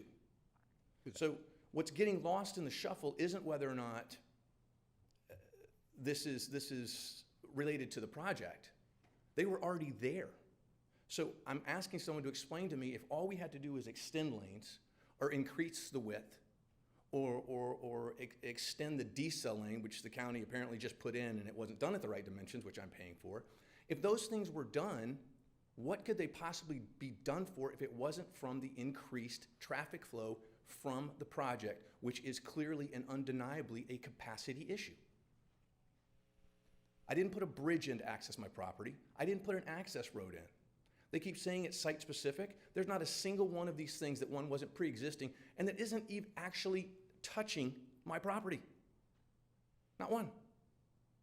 So when we say operational, that's not accurate. When we say capacity, it's not only accurate, it's what the staff has in their correspondence multiple times to me as the reason for us being required to do this. Now, in all due respect, I don't think you can have capacity issues that aren't somehow related to safety, right? I mean, that's why you do it. You're trying to make the capacity more conducive to the level of utilization that makes a safe throughfare. But that is a capacity-driven issue. I did not eat access when I bought the property. And by the way, when you buy property, you assess these types of things to know what your anticipated costs are so you can prepare a budget and say, hey, listen, I know I'm gonna have to do things. It's why you go hire an independent engineer and they tell you, hey, yes, according to DOT, the properties you're buying it with the median cuts and the access points and what have you is good. You're not gonna have to do things like a traffic signal or pork chops or extending the existing lanes. And we went back and forth with that. That's purely opinionated. And by the way, the report that's shown up there that makes it look like we're monkeys because you can't read it, nobody mentioned that to us until the February meeting. It was a digital sent by our traffic engineering firm, who I have no contact with, I've never used them before. And nobody at the county bothered to say, we can't read it, can you send it back to us? Until these extended dates. So there's a little bit of window dressing going here. First meeting, it was told we needed a traffic signal. False, patently false. Okay, you did want to address Dylan's comments, so I'm just going to ask you Sorry. to keep it to that so we can Sorry, get yes, through so, and I meant to use Jason, I suppose Dylan, but Dylan, you mentioned, I have the exact same 3 paragraphs highlighted from the bill. If we're paying for the improvements related to capacity, and you're collecting additional impact fees for us, the normal customer, where's that money going? How is it, where's the dual nexus? Where's the benefit to me? Can you tell me where that's going? As Mr. Brown explained earlier, things that we do with impact fees are to create capacity generating projects that we have in our capital improvement plan, expansion of a road from 2 to 4 lanes, and those types of improvements. So when you get to paragraph I that you read, and it says revenues generated by the impact fees may not be used in whole or part to pay existing debt or for previously approved projects, yet we keep talking about the 5-year plan and the 20-year plan. Well, that to me sounds like that's an approved project. So you're gonna take money from this project and apply it to that despite what this says? I'm confused. Okay, well, I believe that you had indicated that you've been in the development business for quite some time. Yes, ma'am. So I'm pretty sure that you understand despite this conversation, what an approved project is versus what an approved project isn't versus a 5-year or a 10-year or a 20-year CIP program. So I understand that you are differing in your interpretation of the statute from our county attorney, but at this point, the county attorney is the one who makes the interpretation for us, for the commission to make their decision upon. So I don't know what else to say beyond that. We do have a motion on the floor. If there is nothing further or new information that you want to add to that, I'm going to go ahead and ask if there's any other comment from the public. And seeing none, I'm going to go ahead and call the question. All in favor? Aye. Opposed? Aye. Motion carries 4-1. Thank you. Thanks. All right, with that, we will move on. Commissioner Solari, I know you just took a break. Are you good? Do you need, Pardon? does anybody else need a break? I need to You need a 2-minute? Okay, we'll take a 2-minute break.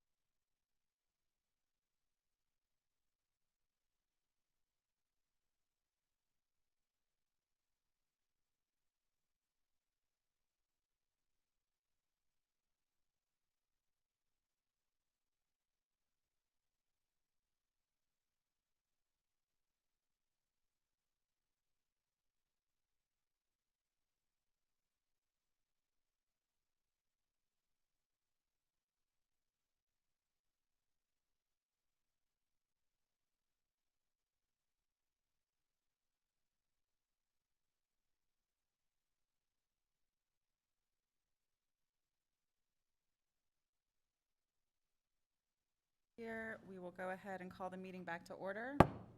And I believe, Jason, we are on your county administrator's coronavirus update. Yep, it's getting late, so I'll try and go quickly, just kind of go through, oh yeah. You know, as we track these things, you know, I've got the Florida's COVID dashboard up there, 56,000 cases. Today's reports come out, but I don't have that updated here yet. The trend seems kind of flat in the state overall. I'll point out the testing. So one of the things that testing, you know, you'll hear a lot of testing about testing in the news and all that stuff. So the state Surgeon General has set a target of testing 2% of the population of the state each month. So we did that for the month of May, and that's the same target for the month of June. We did hit that number on a statewide basis and for Indian River County. So if you think there's 21 million people in the state of Florida, you're talking about 400,000 people tested. My time period isn't exactly May, but it's between May 5th to yesterday. So down here at the bottom, you can see that we've got or at the top, you can see 1,041,000 people tested as of yesterday in the state of Florida, and on May 5th, that number was 445,995. So we've tested 595,000 people and change, which is you know, pretty good amount over the 2% in what is a little bit less than a month. So these numbers verify that. So also just want to kind of look at the trend. So you'll see this overall positive number, which people watch a lot, and we're at 5.5% for the state of Florida. That's cumulative. That's over all time from the beginning of this. If you go back to May 5th, that number was 8.3%. So here I am doing my amateur epidemiology work.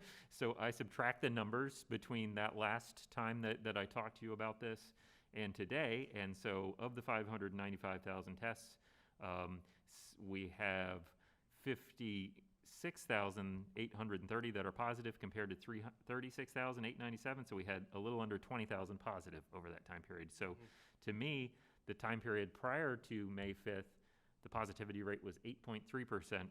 And basically the month since then, it's 3.3%. So that trend is going in the right direction. Good news there. And then you can kind of see in the screen there towards the right, that little red bar graph that shows between, you know, a little over 5%, a little below 5% sometimes. So the trend's generally positive. If you go back to kind of that early April time period, you would have seen that we were getting really close to that 10% line that they've got outlined there that they want to stay below. So the trend on positive tests is going in the right direction. These are the other health metrics that the governor is using to monitor progress through the phases. So you've got the emergency department visits with, I'm going to use the epidemiology lingo, ILI, which means influenza-like illness. So if somebody goes to the hospital and they're complaining about the symptoms that normally might fit influenza, now we're looking for COVID, right? So you'll see a similar line. The purple line is the COVID-like.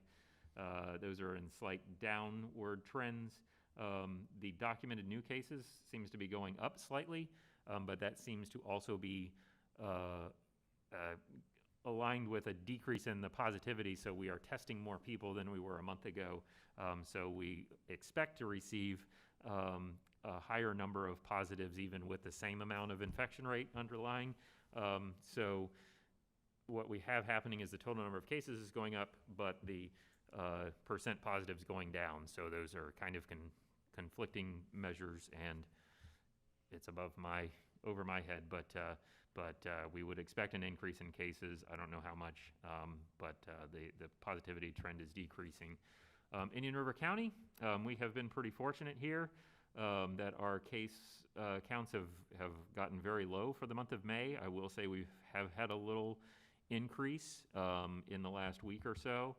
We had that big day on Sunday where there were 7 positives, and we've had basically about 2 positives a day for the rest of the week. So that's up from what was a very low trend of about 1 average a day to about 2 average a day. So definitely a trend going up, but we believe that is also somewhat tied to an increase in the number of folks that are being tested. The health department and the IMT teams have been going through the assisted living facilities and conducting testing of the residents and the staff there to try and get a handle on that. So we're getting more tests, we're getting more positives. However, our positivity rate is still pretty low. So we think that's a good thing. Also, the health department did begin some community outreach tests last week.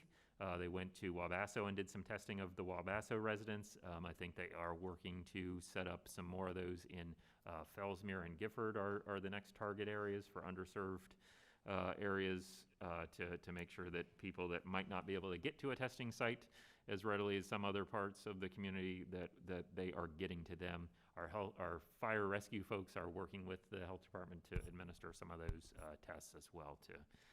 So partnership between us and the health department, we think that's going very well. So like I did my amateur epidemiology math on the last slide, you can see here that the cumulative positivity rate for Indian River County is 2.3, lower than the state overall, below that 10% threshold that they really start to worry about.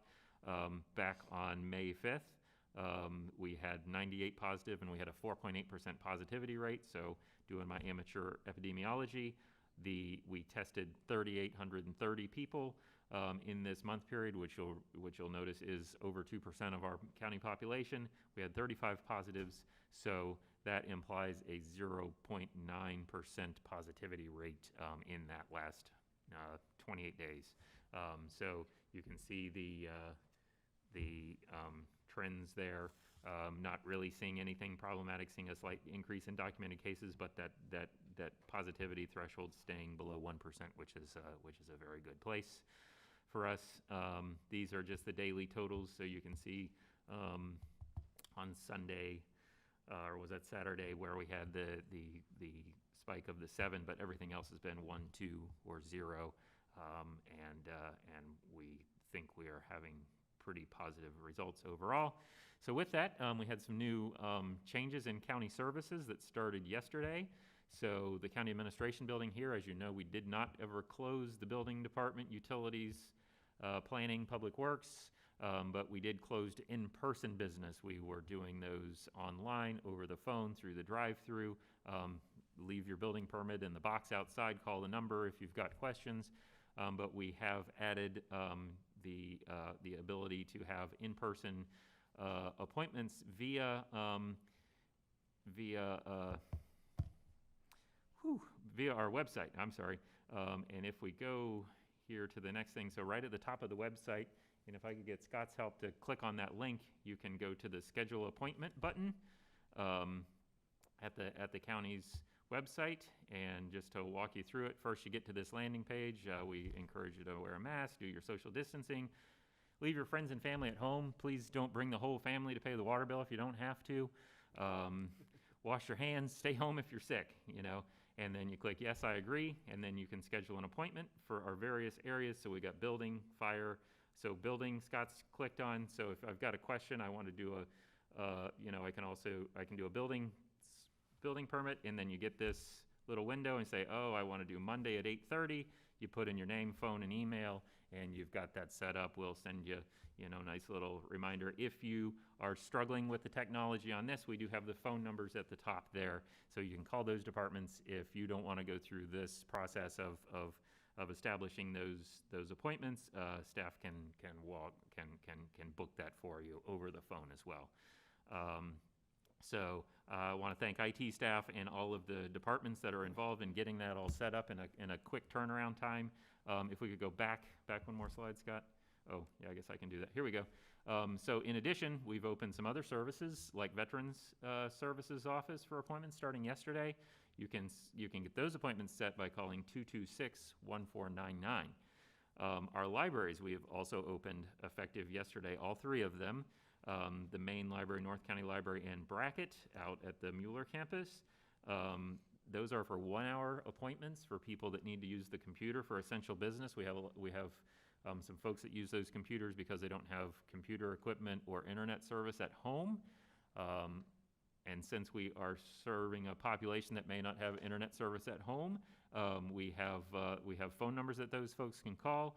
At the main library, North County Library in bracket as shown there, Maine is 770-5060, extension 4149.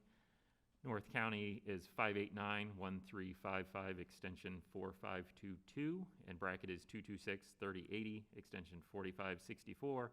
And we do have our recreation ball fields, the baseball fields, softball fields, available by reservation. You contact the recreation department, they'll coordinate that with you. We need to make sure that we have your COVID-19 safety plan, and like the Little League of America has plans that can be used out there. So those are the county service changes. We're happy to have that to where we can provide service to the public in additional ways, just some social distance. Whoops. I guess I didn't get that one updated. So, CARES Act funding. So the CARES Act passed by the federal government allocated $8.3 billion to the state of Florida for state and local government assistance. The feds allocated money directly to the cities and counties that serve populations over $500,000. So they've gotten those CARES allocations. These CARES allocations have to be used for things related to coronavirus, extra expenses we've had to encumber, and can't be used for revenue replacement. The state did get to keep about 55% of that money. Yeah, $5.8 million. And of that, the state keeps, I think, about 3.3 million, and there's about 1.3 or billion, I should say, not million. There's about 1.3 billion that should be allocated out to those smaller counties and cities under 500,000 like us. So the Florida Association of Counties and the Florida League of Cities has presented a formula to disperse those dollars amongst the cities and counties that the cities and the counties have agreed to, and they're based on basically population. And FAC has asked for counties to send a letter to the governor requesting that that those funds be dispersed. They do have to be spent by December, so we'd like to get that turned around relatively quickly. So I just want to get staff direction or board direction to staff as to whether you believe, if you want staff to send a letter, if you want the chair to send a letter, or if you don't want to send a letter, to request those funds be allocated. There have been some, I think the state wants to draft some additional guardrails for us smaller cities and counties, because the state can be responsible for things that might not be spent in accordance with the CARES Act, so I completely get that. But we would like to staff would recommend that we send that letter to the governor asking for the disbursement of the dollars. Commissioner Solari? Madam Chair, I'll move that we go ahead and authorize staff to compose the letter for the chair's signature, that it basically agrees with the FAC, and unless staff has a specific problem, that it agrees with the FAC number. And if there's a like set of guardrails, like a FEMA guardrails, no, bad choice. A realistic set of guardrails say that we certainly understand that, any set of guardrails which apply to all in the same fashion, we'd be happy to work with the state in that matter. So basically, as friendly letter as we can, but clearly asking for the funds which we'll say are necessary at this time. Second. All right, we do have a motion by Commissioner Solari with a second by Commissioner Flesher to send a letter. Any discussion? All in favor? Aye. Opposed? Motion carries. That's okay. Any other questions for Jason on the coronavirus update? Yes, Commissioner Madam Chair, Flesher. and I realize we're still in a state of emergency, but albeit it is somewhat reduced. We're looking forward to the next stage that the governor hits a switch on, as Jason discusses every day.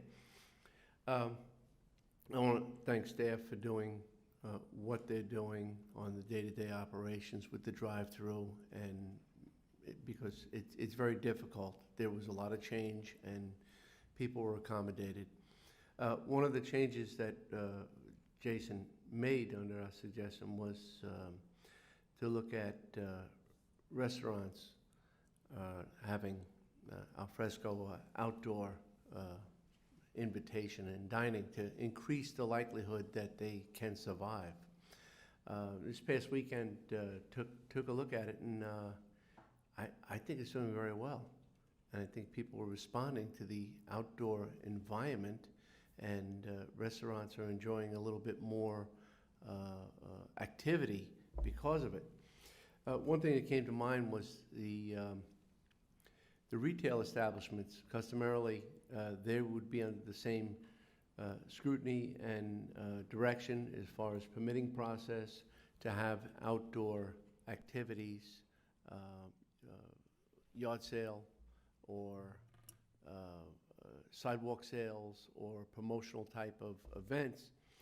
And again, realizing that we're moving forward and hopefully back to whatever that normalcy is going to be, I don't know if there's any board interest to ask Jason to go forward and open that invitation to the retail establishments, maybe with the same parameters and guidelines of there being a clawback or an end date, but perhaps maybe a little shot in the arm for all of our retailers to be able to do that without having to apply for the special use permit and the other necessaries that would probably prohibit them from doing so. I believe where permissible, it might be appropriate to give our local retailers a shot in the arm as well. Is that a motion? That is my motion. I'll second it for discussion. All right. I think it's a good idea, and I think it sort of generates, sort of life out on the streets, which I think itself is positive. We'll have to reinforce the social distancing to the extent we can and stuff like that, but I tend to think that the more people, especially during this time of year, which is generally slower than other types of year, I think it's great to sort of build the atmosphere that we are working through this, we're all working through this together, and we should be engaged in as many positive activities as we can. So I'm supportive of your idea, Commissioner. Well, thank you. Thank you, Mr. Solari. In one addition is, I want to ensure that I'm sure Jason, if this passes, that Jason Brown would contact the Chamber of Commerce and do an outreach so that we can have an orderly rollout, and this can work as well as what has happened for the restaurants. Okay. Is there any other discussion? There's a motion by Commissioner Flesher with a second by Commissioner Solari. Yes, Jason? Yeah, I can say staff is supportive of doing this. I can tell you, while we haven't formally done this, we just did the restaurants and the outside dining. I can tell you we don't have code enforcement out there driving around looking for sidewalk sales, so we've been taking a kind of a passive approach on this. But if the board wants to formalize it the way we have with the restaurants, we're agreeable to that. And this did come up. I was on a COVID conference call with the chambers that both of our chambers were on. And this was a topic that came up, and asked, they had inquired about it. So there is interest in, per Commissioner Flesher's discussion, if the board moves forward with this, we'll definitely communicate with our business folks and the chamber to make them aware. Okay, thank you. Any other discussion? Seeing none, all in favor? Aye. Opposed? Motion carries. Thank you.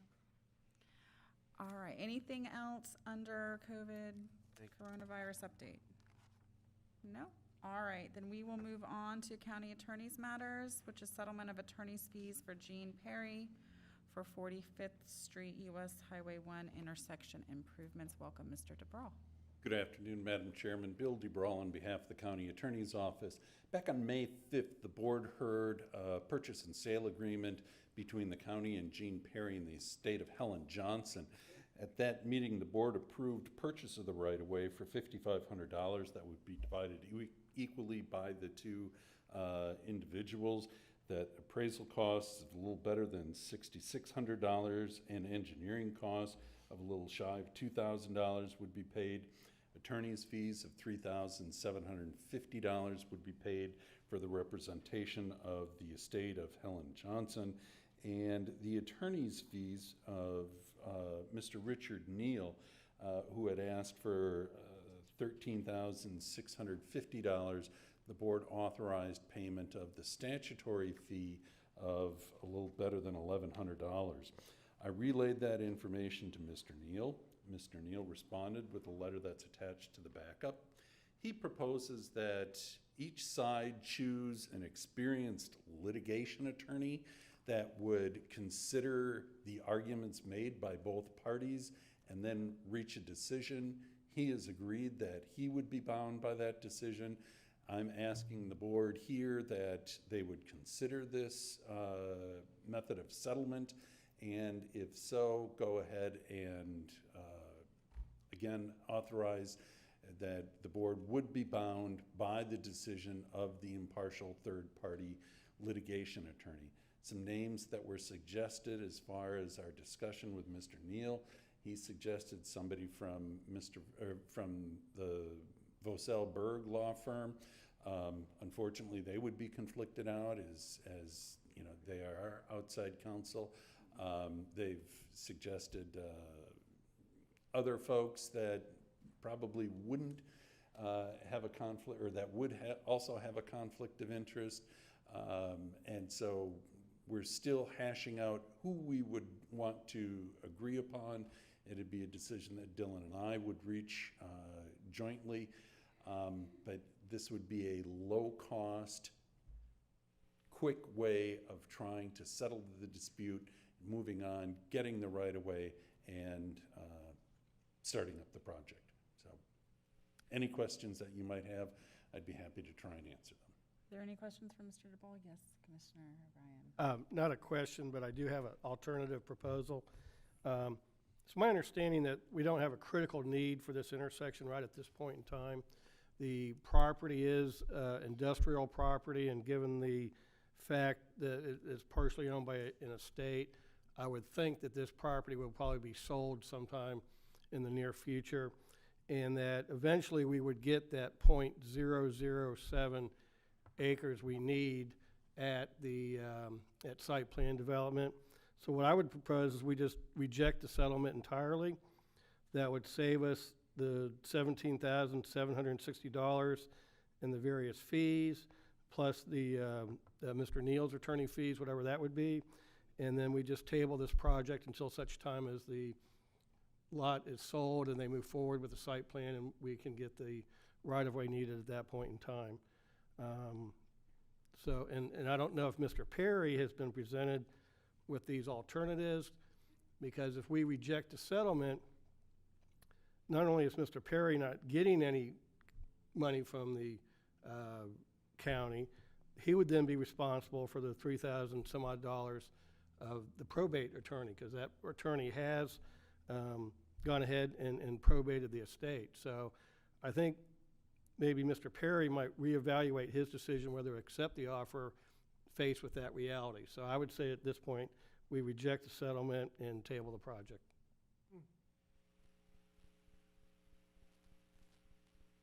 I'll second it for discussion. What a cliffhanger. I just had to. All right, there's a motion and a second.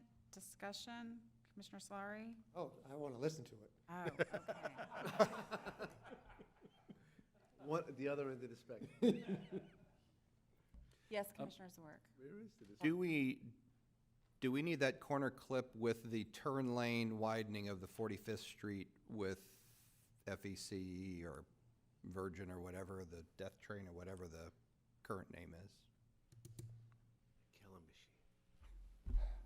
Rich Berger, Public Works Director. Yes, the reason we're trying to get this corner clip is that we need that for safety improvement for that widening of the roadway from US 1 to the west side of the railroad track.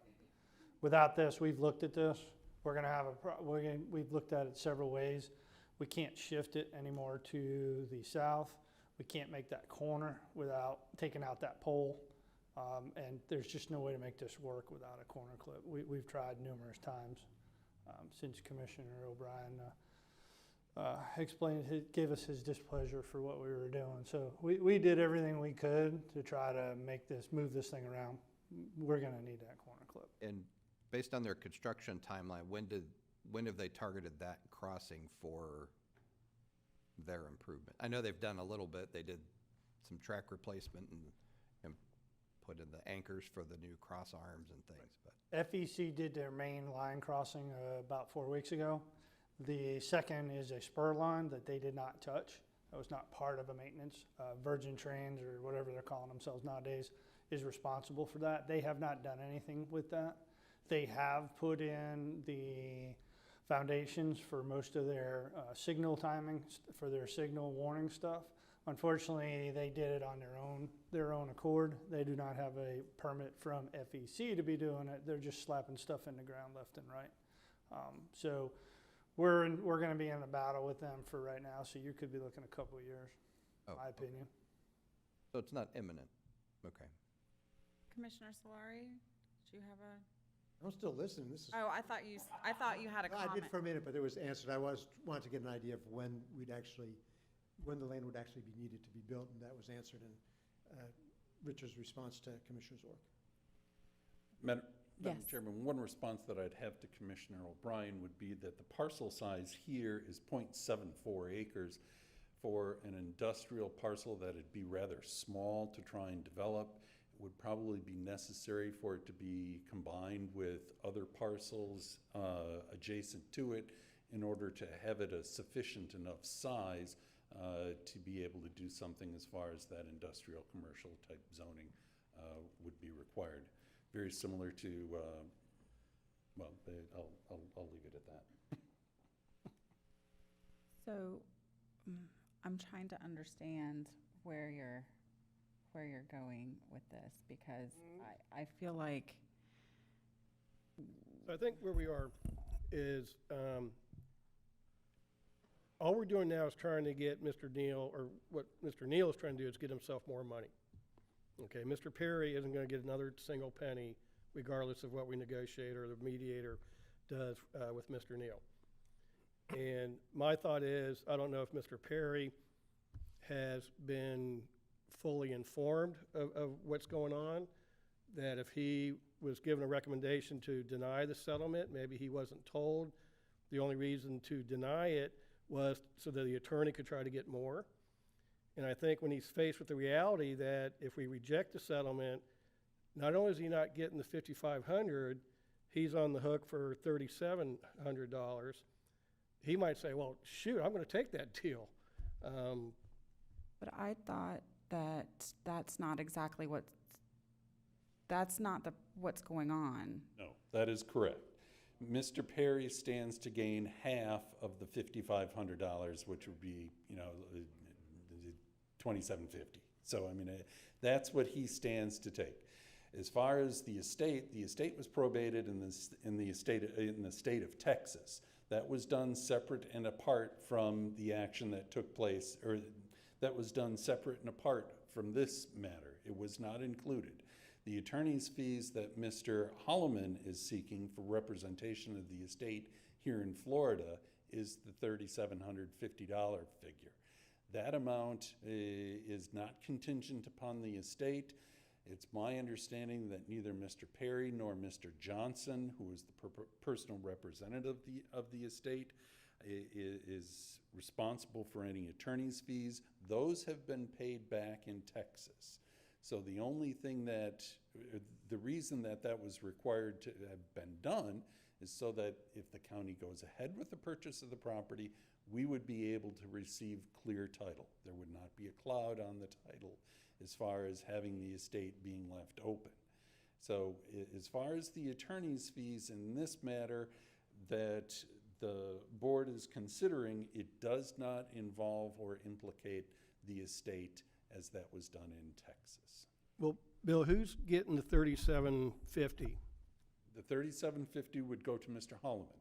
Mr. Holloman represented Mr. Mr. Johnson, who lives here in Florida, and had representation, or the statute allows for representation, as far as the eminent domain proceedings. So Mr. Holloman in Tampa represented Mr. Johnson. So if we don't pay the $37.50, who's going to pay Mr. Holloman? I would think no one would pay him. Or I don't know if I don't know what relationship Mr. Johnson has with Mr. Holloman.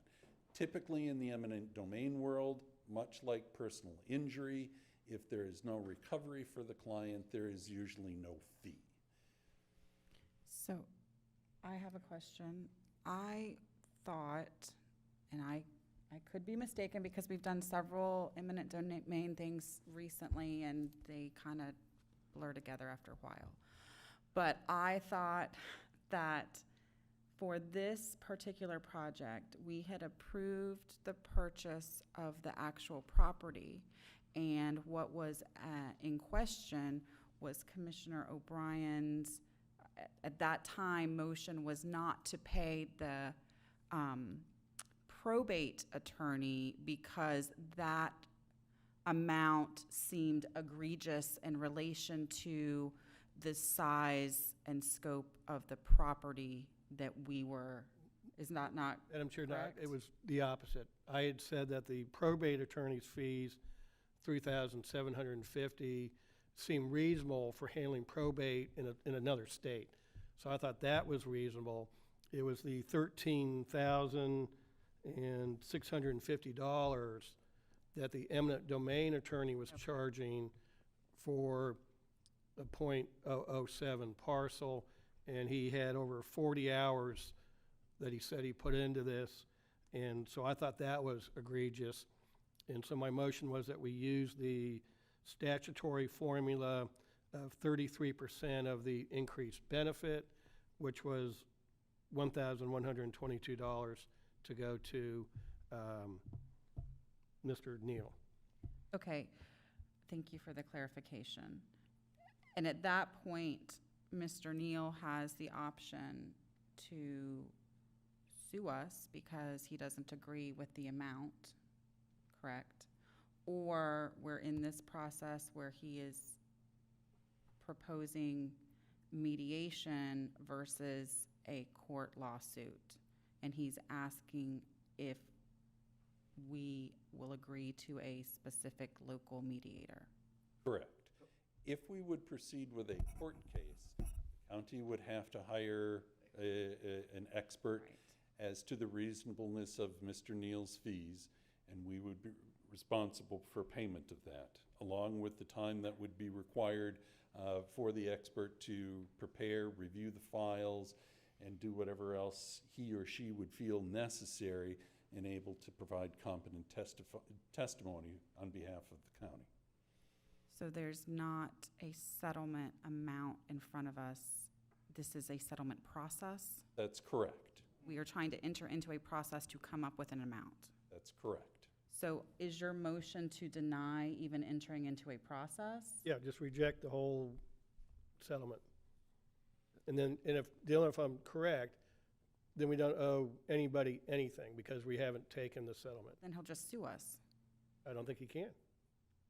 So, Anybody can. Yeah, they can, but so basically, in the eminent domain world, if you have the taking that occurs, then you pay for the attorney's fees. If you have the settlement of the purchase of the property, you have the attorney's fees.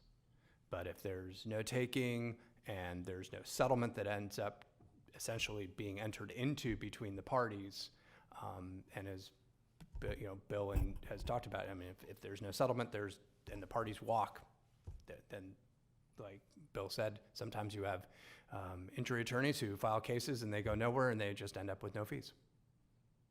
And I would caution doing something like throwing out the entire settlement agreement in a matter like this. The reason being is we have been fairly successful in the recent past at reaching settlements without the necessity of filing suit. The reason that we have been doing that is because we have been voluntarily paying expert witness fees on the other side that we're going to have to pay anyway, that we have been paying the attorney's fees that we would have to be paying anyway, and that we have not hired our own experts. We have not had to go to outside counsel for any of these things. We have developed some type of rapport or trust with some of the more familiar eminent domain attorneys, and I would caution that that trust may be diminished to the point where we would have to resort to filing suit in every single case, as we did in the first phase of 66th Avenue. So I understand, I've always understood your position on eminent domain, and I don't disagree with that by any means. In fact, I look forward to, at some point, hopefully sooner rather than later, we have the discussion that you talked about a while ago in relation to our policies for eminent domain. My concern in this particular instance is that while we could say we throw out the whole thing and then it's up to him, and if he doesn't get anything, he doesn't get anything, that's going to hamstring the project itself, and it has a potential to cost us extra legal fees beyond what we're talking about today, because if we are sued, then we have to go through the whole process of justifying the fees and hiring specialists and expert witnesses for that. I think that the fact that they're even willing to enter into some type of mediation process is a good faith effort to try to work this out, and the fact that they might understand our position, because they could have just said, hey, here's your paper, you need to be in court on this day. I mean, that's what, as an attorney, I mean, I'm honestly kind of surprised they didn't. Thank you for not doing that. But I just think this is not, I understand the consternations with the eminent domain process and the fees. I truly do. I just don't think this is the appropriate test case to do what it is that you're trying to do. And Madam Chair, I greatly appreciate your views. I'll just, two comments. One, the relationships we have with the eminent domain attorneys is mainly because we've been paying out the nose, and they've been getting everything they've been asking for. And I've mentioned it before, we now have a reputation as a rollover county. So yeah, it's easy to build a good relationship when you're just giving them wheelbarrows full of cash. So I don't think it's a big danger if we finally draw the line and say, listen, you need to bring us reasonable offers, not the things you've been doing. Secondly, selecting a litigation attorney to make the mediation. I don't know if you all been watching TV, but all the litigation ads, the billboards, you know, this litigation attorney, he got me $400,000. Their main goal, litigation attorneys, is to get the maximum amount of juice they can squeeze out of anybody. So to think a litigation attorney is going to look at this and say, oh yeah, you know, Mr. Neal, you should only get $4,000. You know, I don't have a lot of confidence in that. Now, if they said, okay, we can pick an attorney that does local government law, you know, then Mr. Neal's going to say, oh, well, that's too biased on your side. You know, so maybe a family law attorney or somebody, but a litigation attorney, their main drive is to get every single penny they can. And so I'm not comfortable putting this into the hands of a litigation attorney. So that's then my suggestion would be, and I think Mr. Neal, who does represent the village of Port St. Lucie as their village attorney, may be very open to an idea of your suggestion that it would be a local government attorney who would be familiar with our side of eminent domain and also be familiar with his side of eminent domain, or I should say the landowner's side of eminent domain. I mean, from my dealings and Mr. Reingold's dealings with Mr. Neal, he's a very reasonable person. I mean, he's been practicing in St. Lucie County going on his third generation as far as representation of clients all over the place. He seems to be quite reasonable, and I agree with the chair that I expected a letter that would have much more vinegar and much less honey and sugar attached to it, if you would. I thought he would vent considerably more than he did in his response letter. How about that? But if you would like to limit it to an attorney experienced in local government?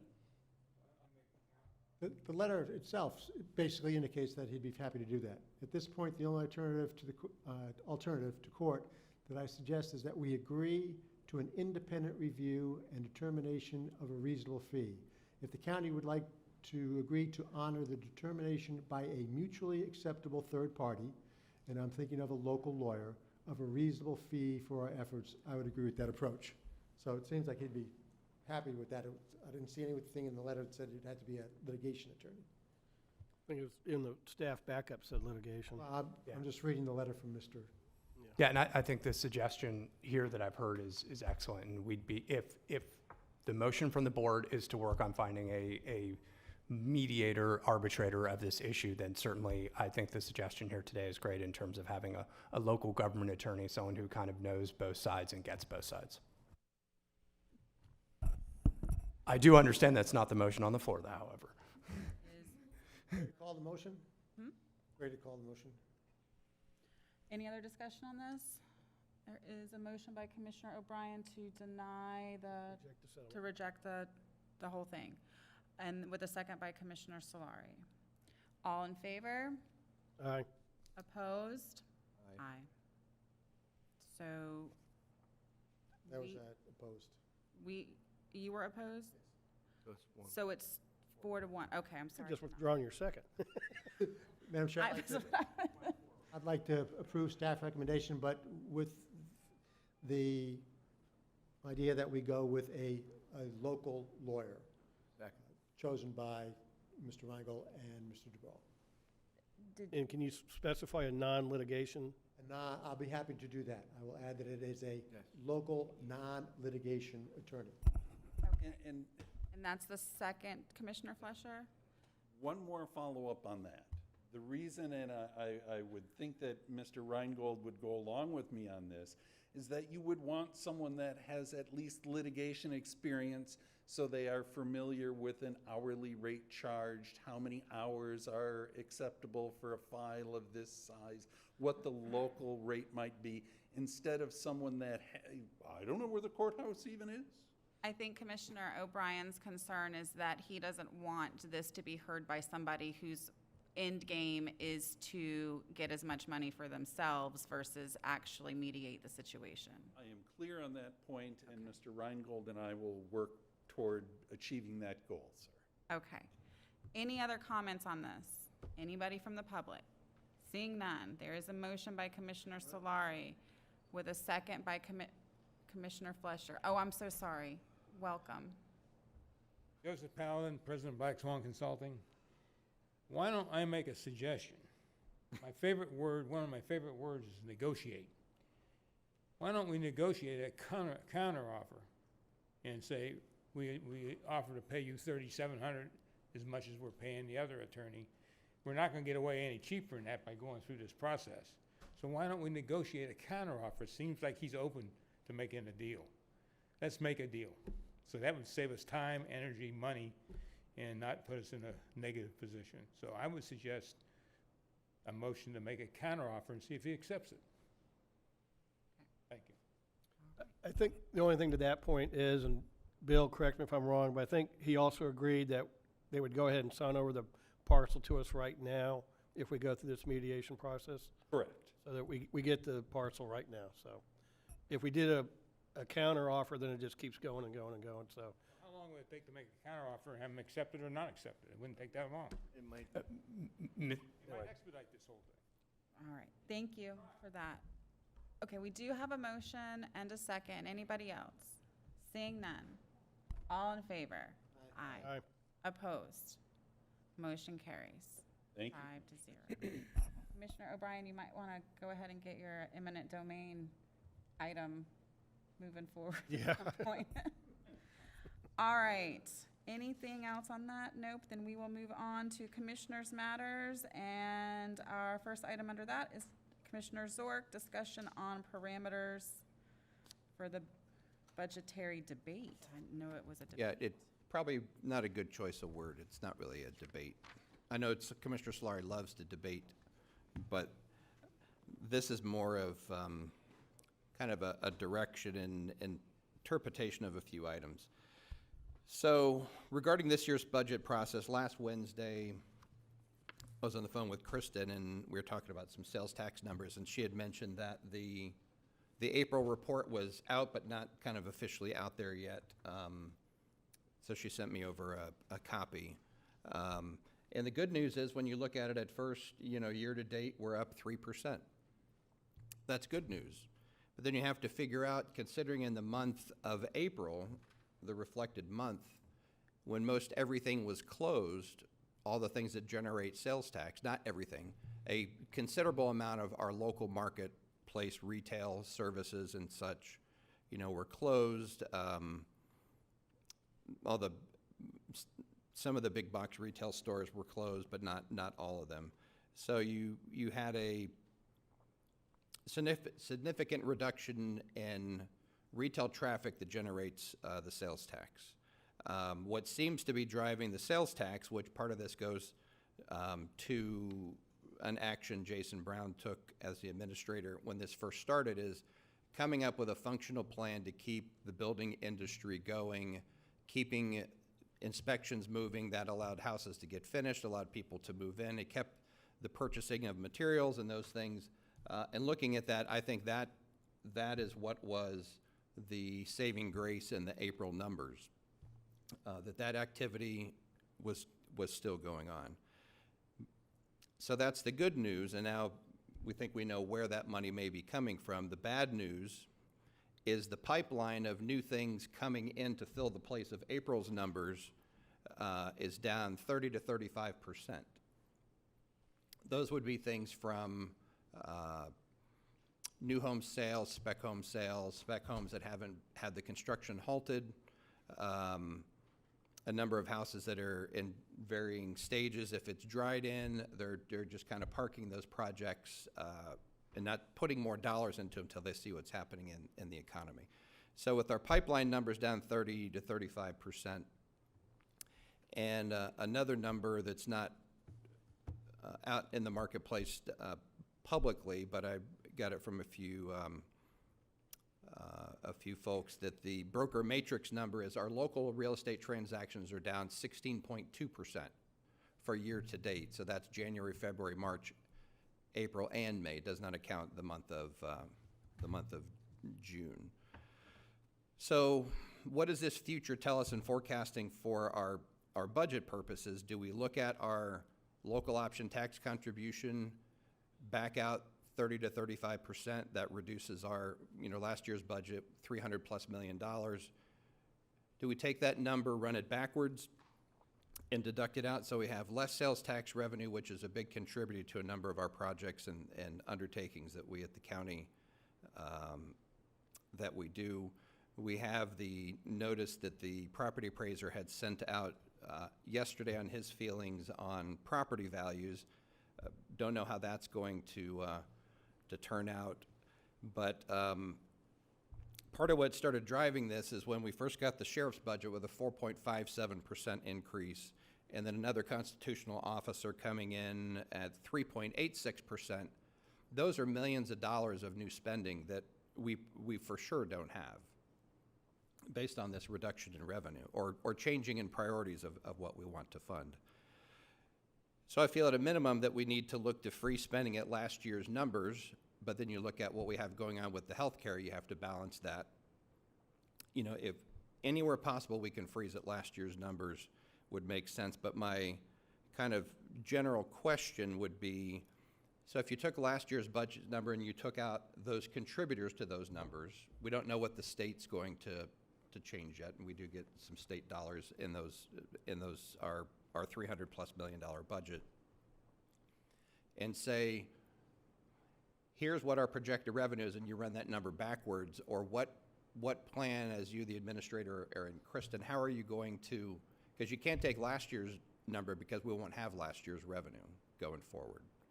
So what is your thoughts on how that's going to move forward, and what other trends are you going to look at? I think the sales tax report, it does, the good part is it's great information. The bad part is it takes a long time to get it.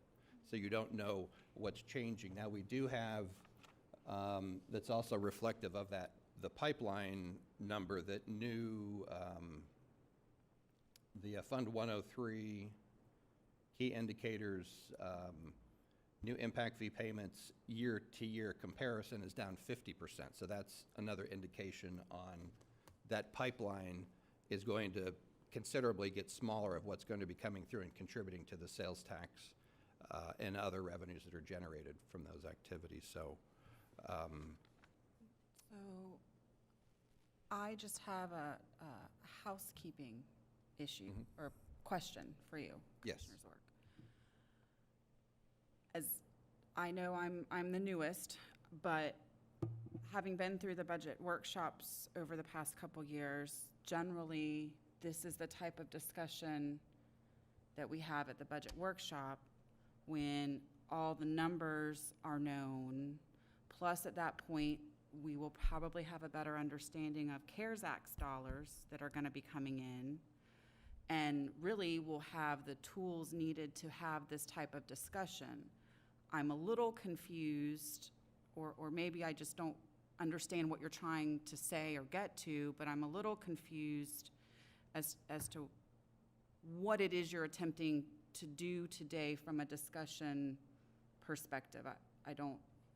Well, when we're being delivered proposed budgets that have multiple $million-dollar increases in them, apparently those others that are submitting these budgets to Jason or to us as the commission, they don't think there's going to be a revenue problem.